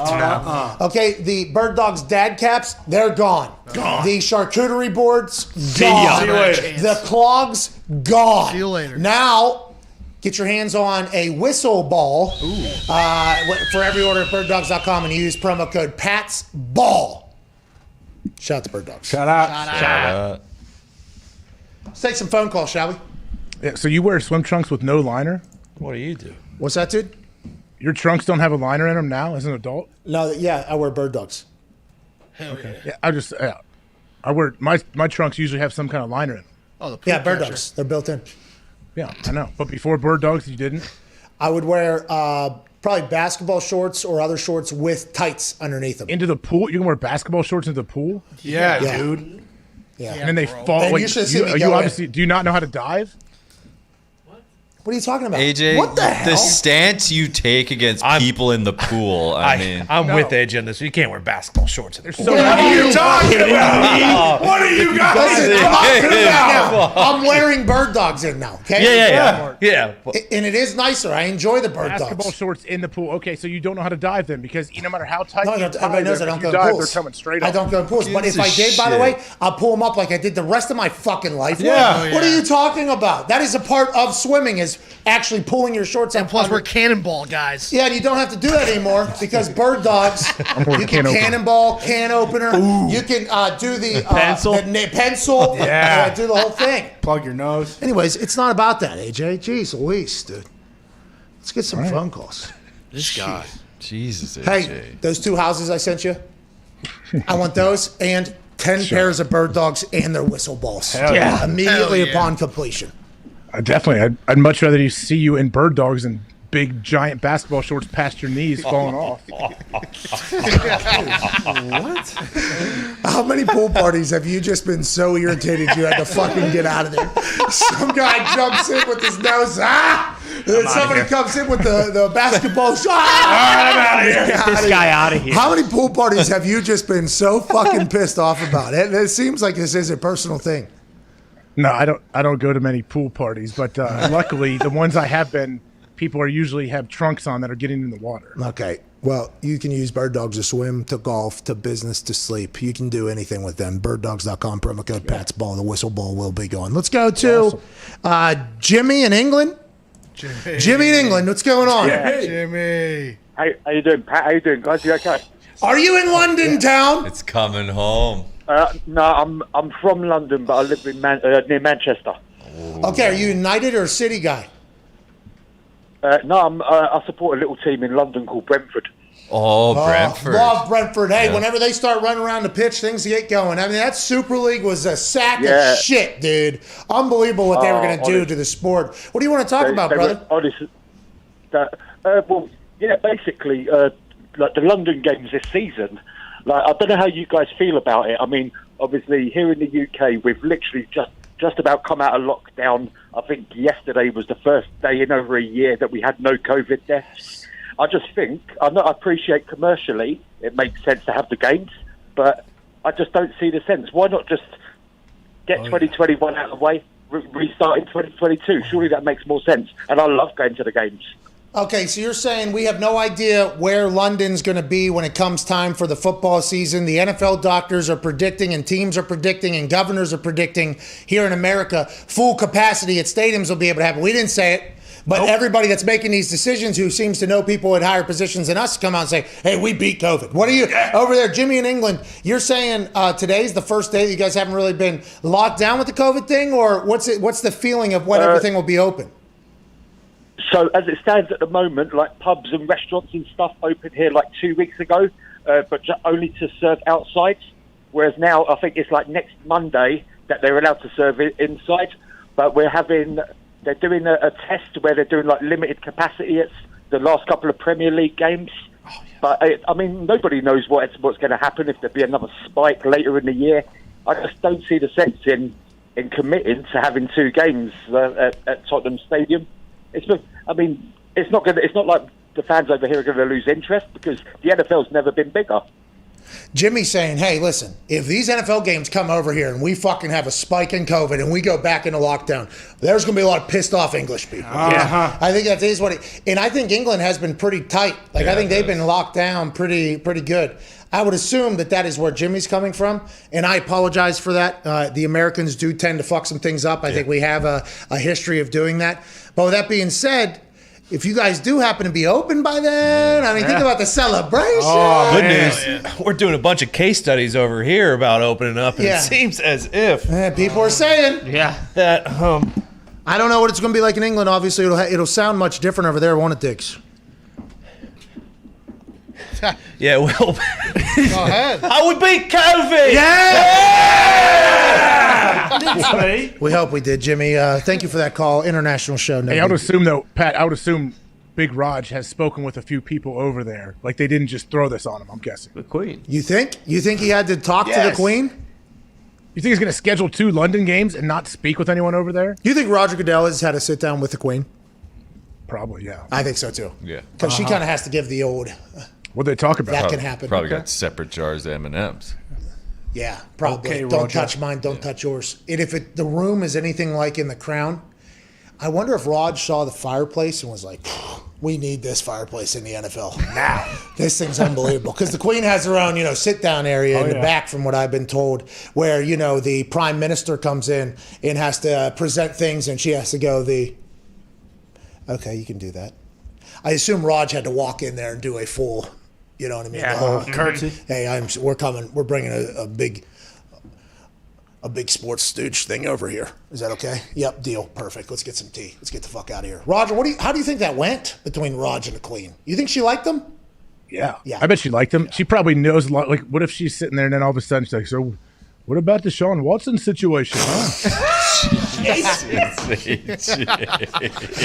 that was spot on accent. Hit that one out of the park. Like, what if she's really dialed in to the NFL? Listen, that is not a funny thing that he talked about. Okay? No, it's not. I was trying to show how invested she is. She is locked in. She knows horses, from what I've been told. She knows the ins and outs of horses, and I would assume that she would be enjoying football, because football is just a territory game. Yeah. You know, you're just trying to gain territory. That's all you're trying to do. It is very similar, I assume, to a lot of conversations the Queen has had to do about, losing stuff over the years. Yeah. The decades and everything like that. I wouldn't be surprised if she threw him a couple corner posts or something. They went out in the backyard and she was like, all right, fuck it, Raj, go deep. And, just let it eat. Could you imagine Tim Tebow? Yes. Roger Goodell and Jay Glazer sit down with the Queen? Hey, Jay Glazer's breaking news right now, by the way. Jay Glazer released a video officially that I saw a couple days ago. Jay Glazer, shout out Jay. Jay New. And Jameis Winston have been training together. Jameis is known for his off-season workouts. In years past, we've seen him dodge balls. We've seen him throw blindfolded. We've seen him bear crawl. We've seen him leave no stone unturned when it comes to working out at a high level. Everybody we've talked to says Jameis works his absolute ass off. He's now potentially, this is your team now. And Sean Payton said, Jameis, listen, need your ass at Unbreakable with Jay Glazer. Yep. They've been busting ass over there. Jameis Winston's becoming an absolute monster with Jay Glazer. Woo. There's MMA. Flip of the hips. Little V-ups or whatever. Shooting the hips. A little bit of ab circuit. By the way, Jameis, I think he's going to have an 8-pack whenever he goes back to New Orleans after this whole workout thing. Guys have worked out. Man. It feels like this is going to be Jameis's best year yet, but he's got Taysom Hill waiting on him. Jay Glazer's trying to help out a little bit. I mean, this is who edited this together? Like, they have a good production. Scorsese? Well, Unbreakable. It could have been Scorsese, to be honest with you, but he is busy with an unrecognizable Leonardo DiCaprio who looks exactly like a Leonardo DiCaprio with a new haircut, but that's neither here nor there. I would assume in Hollywood out there where Unbreakable is, there are some editors that are looking to get into business with Jay Glazer. And by the way, I think Urlacher is also one of the owners of Unbreakable and everything like that. Oh, yeah. There's been a lot of people that have worked out there through the years, a lot. I mean, Andrew Whitworth is a guy that goes through there. I've worked out in there. I think there was like 5 other NFL guys in there at the time. Jay Glazer was also shooting, I believe, a movie at the same time while this whole thing was happening. But I like to see this. We boxed.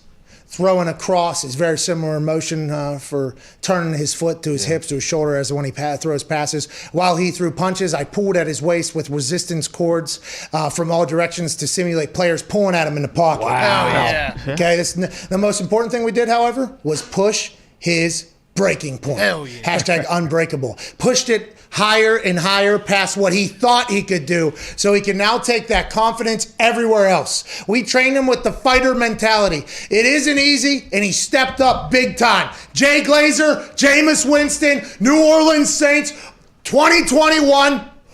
Are you kidding me right now? Yeah. Do you think that's all you need to see, right? The video with Jay's description of what they were doing. So you are all in. Saints Super Bowl, right? Jameis MVP? I have seen the workouts that happen at Jay Glazer's gyms. The first one he had in West Hollywood. I'm not sure where this one is, but I've seen the workouts that happen in there. Probably same one, but yeah. Kyle Long, I think, is going to. It is, by the way, they get after it over there because the fighters show up. Like, the fighters show up, and I don't think the fighters have any idea what just like a normal human's workout is. So I've seen Chuck Liddell in there training with people. I mean, it's like that's a real thing that happens over there. Now, there's always a lot of cameras and everything like that because it is Hollywood and it is a content game and everything like that. But they fucking get after it, and they pushed him past his breaking point. You That's think right. Jordan Palmer and like John Beck are shaking in their boots, thinking like, "Oh, all these top quarterbacks are come out and start working with Jay now, and not us." Now it's not about the QB guru, Jordan Palmer, and Jay Glazer can coexist. They can coexist for sure. Don't you think, AJ? Yeah, it's like an MMA camp. You have like your jiu-jitsu coach, you have your striking coach, you maybe have a wrestling coach. Yeah. What about my golf coach? You can hire anybody. You take the $20 million you think you're going to get and hire Tiger Woods. It's not going to work. You think I would not train Tiger because I don't think he'd be as committed to making me great because he might be worried after the first couple things. But yeah, I'm going to get that golf fix guy. The guy that told me to put a pool noodle in my goddamn in my arm whenever I'm golfing. He's on like 2, 3 a.m. Yeah, I need definitely to be in do that guy's Buy a bunch studio. of contraptions. That'll work. It worked for Tin Cup. All you had to do is put some change in one By the way, pocket. Damn right. You know what Tin Cup didn't do that I will do? It's a great movie. Listen, if there's millions of dollars on the line, I will lay that motherfucker up right in front of that water. I am. Listen, Jerry Jones told me, he said if he has a chance to go for the green for an eagle, he's going to go every fucking time. And that's why he went all in on the Cowboys and everything. That's why I have lived by that motto for a long time. But if there's $20 million on the line from a guy, I am going to lay that thing up. I'm going to get a wedge out, okay? Yeah. And then I'm going to go ahead and two-putt that thing maybe even. I don't even care. Sure. Par's fine. Yeah, so Tin Cup and I, much different worlds. And I will get the contraptions, okay? And I will get maybe the Forrest Gump braces on the arm and the legs. And then one day, you know what's going to happen? Just like Forrest Gump coming out of that fucking driveway when he was being chased, those braces and contraptions are gone. And you know what's happening? $20 million fucking dollars from you, pal. Yeah! I'm going all in. I'm scared to death. I'm already saving. Should be. At some point, I'm going to go all in on this, and you're going to be fucked. Yeah. I'm going to send you videos privately. I'm not going to post Hey, them I publicly. told my 8-year-old about this bet, and he said he'll throw in whatever money he has in this. We'll see. Good. Okay, Bank rob him. I'll take the entire Hawk family. Yep. Hey, ask Brady if he wants to get involved. Oh, I'm sure he does. Hopefully he's gotten wind of this. I bet he does. And Pistol, and Chopper, and Axel, the 3-year-old. They're all in. All right, so for 30, at least 40 million. Let's go. AJ, Chris Mad Dog Russo, Mad Dog Unleashed is about to be on the other side. Anything to say before the serious listeners leave us for at least another 21 hours? Hopefully people will maybe call Mad Dog and ask him what they think about your golf situation. Okay, please do not do that. Mad Dog has buried me enough, and so have the listeners. Chris Mad Dog Russo, legend in the game. His show will be much better than ours, I promise you that. This has been the Pat McAfee Show. Massive Thursday tomorrow. Mad Dog Unleashes in 6 minutes. Cheers. That was a pretty good one. Oh, yeah. I mean, especially because I was just taking shrapnel the entire time. It's ridiculous. From who? You, dude. I mean, I'm not. It's honestly, it's funny where this has gone. That your brain, for like, I don't know. Like, I don't know if you truly believe it. If you truly believe what you're saying. Oh, he does. AJ. What do you even? I called you last night to ask you if I make a PGA Tour cut in my 40s, will that count as the same? Because I'm trying to get. What did I say? What did I say? You said, yeah, you double it or something like that if it's a PGA Tour cut. 40 mil. 40 mil. Yeah, it's gonna happen. Definitely, it's definitely gonna happen. So is it 40 million if I make a PGA Tour cut? Okay, you know, to get your card, are you hoping to get a sponsor's exemption and then place Doesn't high enough? matter. Is that your plan? Doesn't matter. I get in the tournament, I make the cut. How do you get into the tournament though? That's my first question. Maybe a friend of a friend. Who knows? Could be a sponsor. Maybe a friend of a friend. Maybe they bring Like back the big break or whatever on Like the a- Golf yeah. Channel, Like a- and I blow out some glass. Yeah. You know what I mean? Do tic-tac-toe. I mean, hey, guess what? Even if there's a Make-A-Wish situation and they let you in a tournament, there's no Whoa. chance you're getting top 50. Listen, that's the Champions Tour. How many people make the cut? Is there a number? Yeah, there has to be a number, right? I thought it was like 75. Sometimes it's top 50 in ties. Sometimes it's within 10 strokes. Yeah.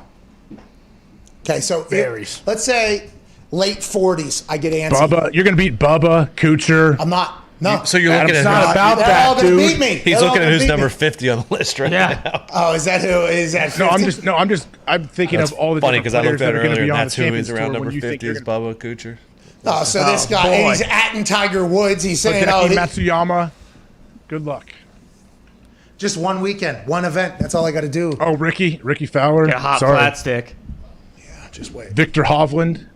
You've never seen me to scramble.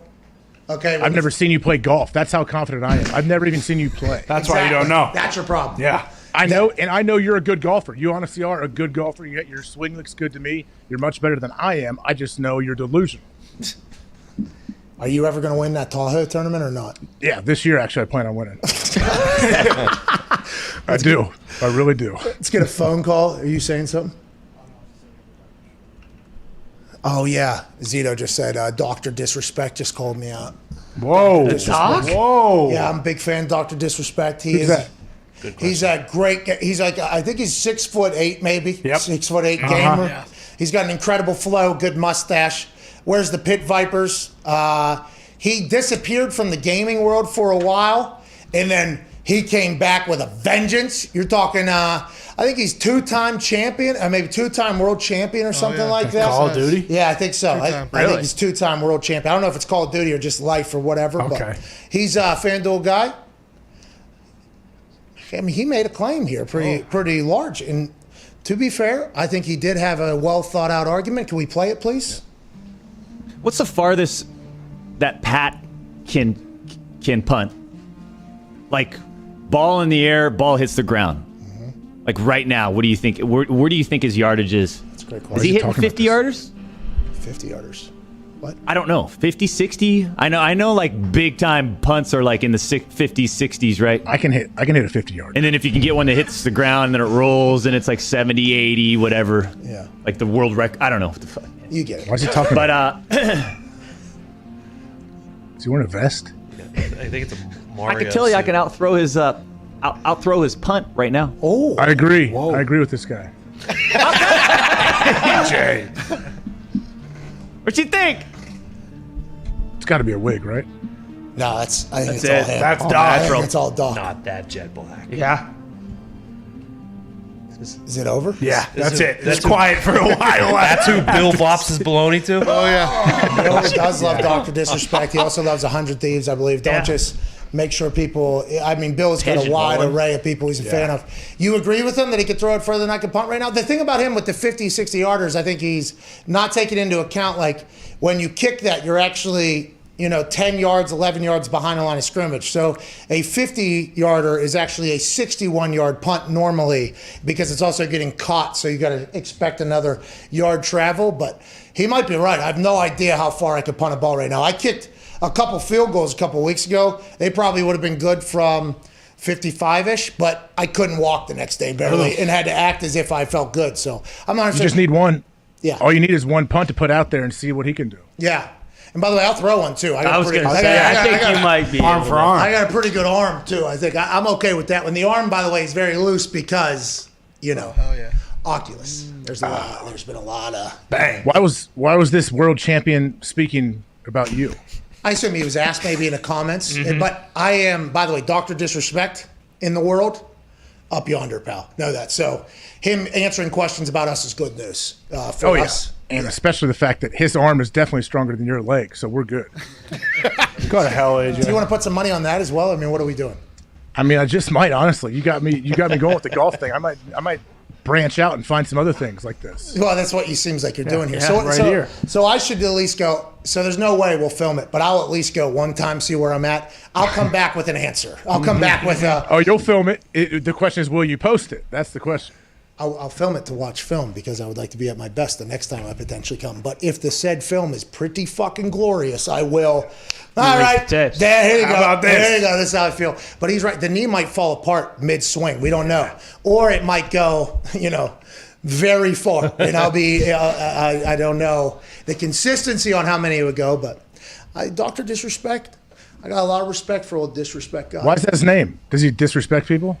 Yeah, he dumps on people online. He just said he could throw further than I could punt. Punter of the decade. I assume. That's more factual than a dump. See, and that's your. Hey, maybe you should be called AJ Disrespect Hawk. Yeah. You know what I mean? Ooh. Yeah, got a good ring to it.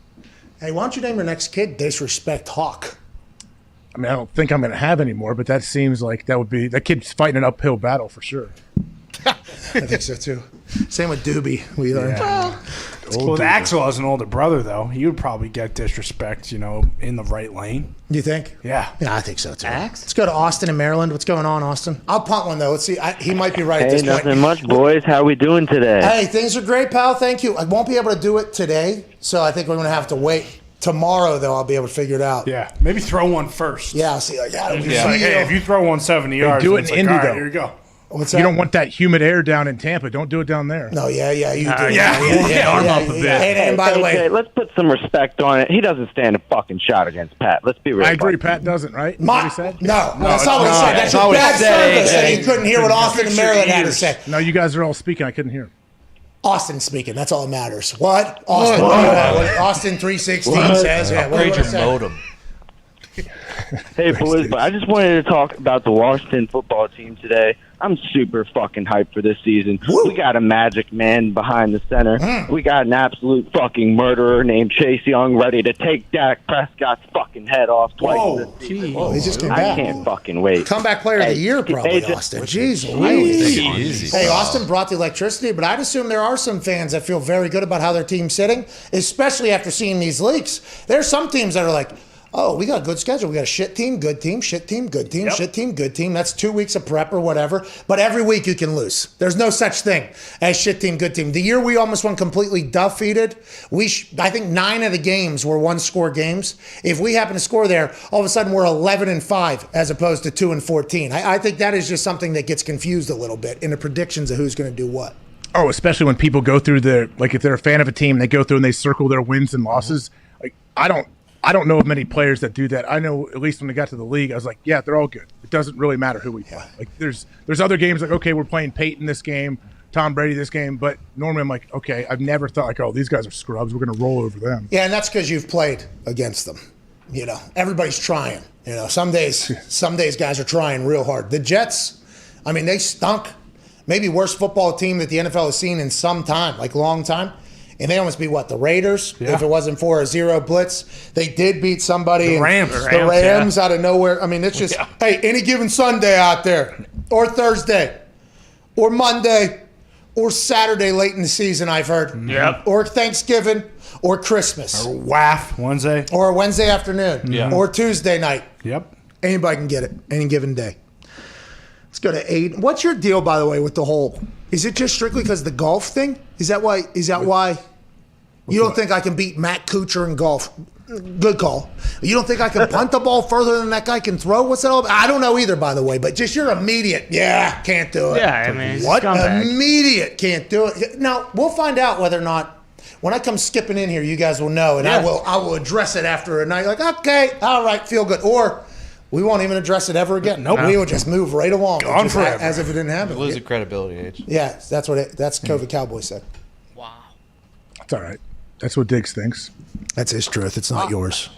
We've got big news. Your favorite men's healthcare brand, Roman, is now available at Walmart. Yeah! Wow. What? Hey, that's a big deal. That's big news. It's a big store. I think you've got to go out to Arkansas. You got to meet everybody. It's a whole thing.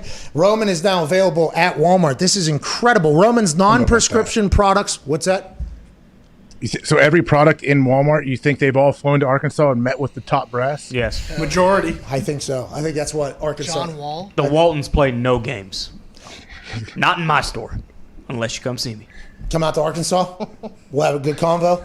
Maybe he gets sold in the store. Get your shit in there. They're the biggest game in town. They know it in a lot of towns. Yeah. The interesting thing Walmart did is they started actually just treating their aisles as like plazas, like real estate, where you just rented the space. So they didn't care if your product was good or not because they're already getting the money in advance. They really created quite a bazillion-dollar thing. Jeez. And then Sam's Club comes into town, and it's just like, we want even more of your money. How you doing? We're going to start selling gas, too, which... Yeah. Wow. Roman does not do gas, but Roman does do non-prescription products that have got you covered with everything from sexual health to everyday health. Your well-being is important, and taking care of it should be simple. So now you can add to cart in real life. Oh, shit. Roman now available at Walmart. We're in your area. Let's go take care of it. Roman also has something brand new, some condoms, new and exclusive to Walmart. You won't find them anywhere else. Designed ultra thin, lubricated for pleasure, and FDA cleared because safe is sexy. That's right. Roman swipes are an easy-to-use, discreet way to delay ejaculation and increase sexual stamina. They're fast-acting, and your partner will enjoy them, too, because there's no passed-along desensitization if you use as intended. Shout out to Roman. Shout out, Roman. Congrats, Roman. Visit your local Walmart store today and check out Roman's line of men's healthcare products. They also, they'll help you not be a bald stooge anymore. That's right. That's awesome. Shout out to them getting in Walmart. That's no easy feat. I think that is difficult to do. It's huge. I know for any company, it's gigantic. Any product, if you can get it on the shelves of Walmart, that's Lori loves when like you hitting get the in lottery. Walmart. QVC. Yeah. Come on. Who? Lori. She has like 55 patents, I think. I feel like she said, like, I was watching this weekend. 100 some? Yeah. Wow. She get on QVC and she has news products. Yeah. Genius. Remember the smiley face sponge? Oh. That thing got in Bed Bath & Beyond and gone, dude. See you later. Still around. AJ, when I win your okay. 20, 30, 40 million, whatever it ends up being, whatever. It's 20. I do. It's 20. 120. Yeah, but it's PGA Tour cut, though. Isn't it 40? No. Remember we talked earlier in the show, like we can't make it 40. Then it just becomes a sideshow. Okay, what if I win, though? If you win the tournament? Yeah. That'd be a big purse. You'll get 20 mil plus probably. It'll probably be 3 mil by then. I think in to the win a Champions tournament. Tour, 3 million. So 23 million. Okay, cool. I guess that's good enough. Beggars. I mean, I shouldn't look a gift horse in the mouth. Right. You know what I mean? I shouldn't be doing What does that mean exactly? I believe if a horse is giving you a lot of stuff and it's like you're on the receiving end of a lot of things, I don't think you should be staring them down in the mouth asking what the fuck's going on. I think that is what it means. I'm not 100% sure. Find fault with something that has been received as a gift. Bingo. Exactly what you said. Yeah. In this case, you're $20 million. Yeah. Like, don't complain about getting socks for Christmas. Yeah, because you got socks. Yeah. And you didn't have socks. Correct. You ever seen Mr. Hands, the video? No, but I wish I had 2 more hands. What's that? What is the Mr. Hands video? Yeah, don't you check it out sometime after the show. You this guy. That's a show. We got to get on a plane. None of the boys have heard of. No, heard of this? you're on the internet more than we are somehow. We're not in the dark web every night. Yeah, you're on a much different part of the I internet. learned about this 10 years, 15 years ago. Come on. And that's what Kuhn was saying about you in the locker room, by the way. Yeah. This is a watered down, generic version of AJ, is what John Kuhn said. What's that all about, dude? I don't know. Maybe Oh, it is. AJ. Oh, that's gross, dude. Give us your Brazzers password so we can fucking look at it. Please. I mean, come on, dude. Come Wait, on, where is AJ. This show. Hey, AJ, All right, I'm out of here. I'm out of here. He's a sick fuck. True story. It's a true story, that poor guy. That poor guy. All right, we're done. That's the show. We got to hop on a plane. Tomorrow. Why are you going down early? Huh? Why are you going down early? Last week you went Thursday. Yeah, it's COVID test time. We got to get the thing. It's pay-per-view weekend as well. And I think Baron Corbin, formerly known as Tom Pestock in the NFL, will be joining us in studio tomorrow. Let's go. Hey, you're going to love him. Have you ever talked to him? Never talked to him. I know of him, but I never talked to him. Wait until he hears about this golf thing. He is. He's been disrespectful lately, too. Very. I mean, our entire relationship, he and I, very disrespectful to each other. I mean, it is. It's awesome. It carries over. We didn't see each other for like 6-7 years. No problem. Right back into the game as soon as upon seeing each other. I mean, it was fantastic. He'll be on tomorrow. He'll probably have a lot of thoughts. He never gets to talk about football anymore, but he's still a massive fan, was in the NFL, undrafted guy, bounced around a couple teams, and he never gets to do that. And he's in Tampa. So he's talking about, and Julian Edelman tomorrow. Ooh. Great. Let's go. That should be good. That's at 2 o'clock tomorrow, 2:01 or something like that. Awesome. Julie, yeah, he'll be great. I think he will be too. He was supposed to be, I forget, he was supposed to come on some earlier time. Something else happened. Uh-huh. Oh, yeah. Yeah, I remember. But he's coming on now. I'm pumped for him. I can't wait to talk to him. Can't wait. So do you have to stay all weekend, or is there like another pay-per-view after Friday? No, so we're staying the weekend. We were going to stay the whole week afterwards, but there's no reason to do that. There is no reason. Wait, so when is the pay-per-view? Sunday? Sunday, yeah. So we'll come back Sunday night. Dang, that'll be late. Yeah, it's always late on Fridays, late too, and then But Saturday, you can just hang out all day. Saturday, now you're going to come and do the show on Monday? Yeah. What's up? I'm going to do a show, yeah. Okay. Just do Thursday Night Football and come back here. Thank you. Yeah. And get up. Wednesday nights at NXT. And thank you, everybody, for reminding AJ, because he seems to have forgotten a lot of things. You know what I mean? You are. I mean, the boys have proven that you are the Ryan Seacrest of sports. All right. I mean, some of us incredibly don't. talented. I mean, he's incredibly talented. Yeah, he's the hardest working guy in that industry, and what he does, he has 400 different shows. I'm giving you a great compliment. I wish I maybe had who his you smile. model your work ethic. Could you imagine his smile? He bought it. It's a good one, though. Yeah. This is a good purchase. Goodbye. Hey, AJ, just in case, you should drive up here on Monday morning. Yeah. Yeah, you're right, because I'm going to miss the show. You know, who knows? So. AJ, you want to host from the studio See you here? in Stitch. We'll get you I your want own to desk. I want to be in studio host with you though, and sit right next to you in a chair that's stupid desk. All right, right here, like you're a guest? Perfect. All right. See you Monday. We'll do it. Now, we have to be socially distant because I am in a COVID protocol. True. But I would like to put a desk or a chair. Maybe you get your own desk over there. Yeah. And you just sit in your own desk. We have right that there. glass window stuff we could put up. Bingo. Bango. Right there. Then we're just chatting. Let's do that. You want to do that on Monday? No, but maybe sometime. Oh, maybe we kick your ass. How about that? That's not going to happen, but I think I love it. Get him! Hey, there's a little bit of controversy. Not that. With what?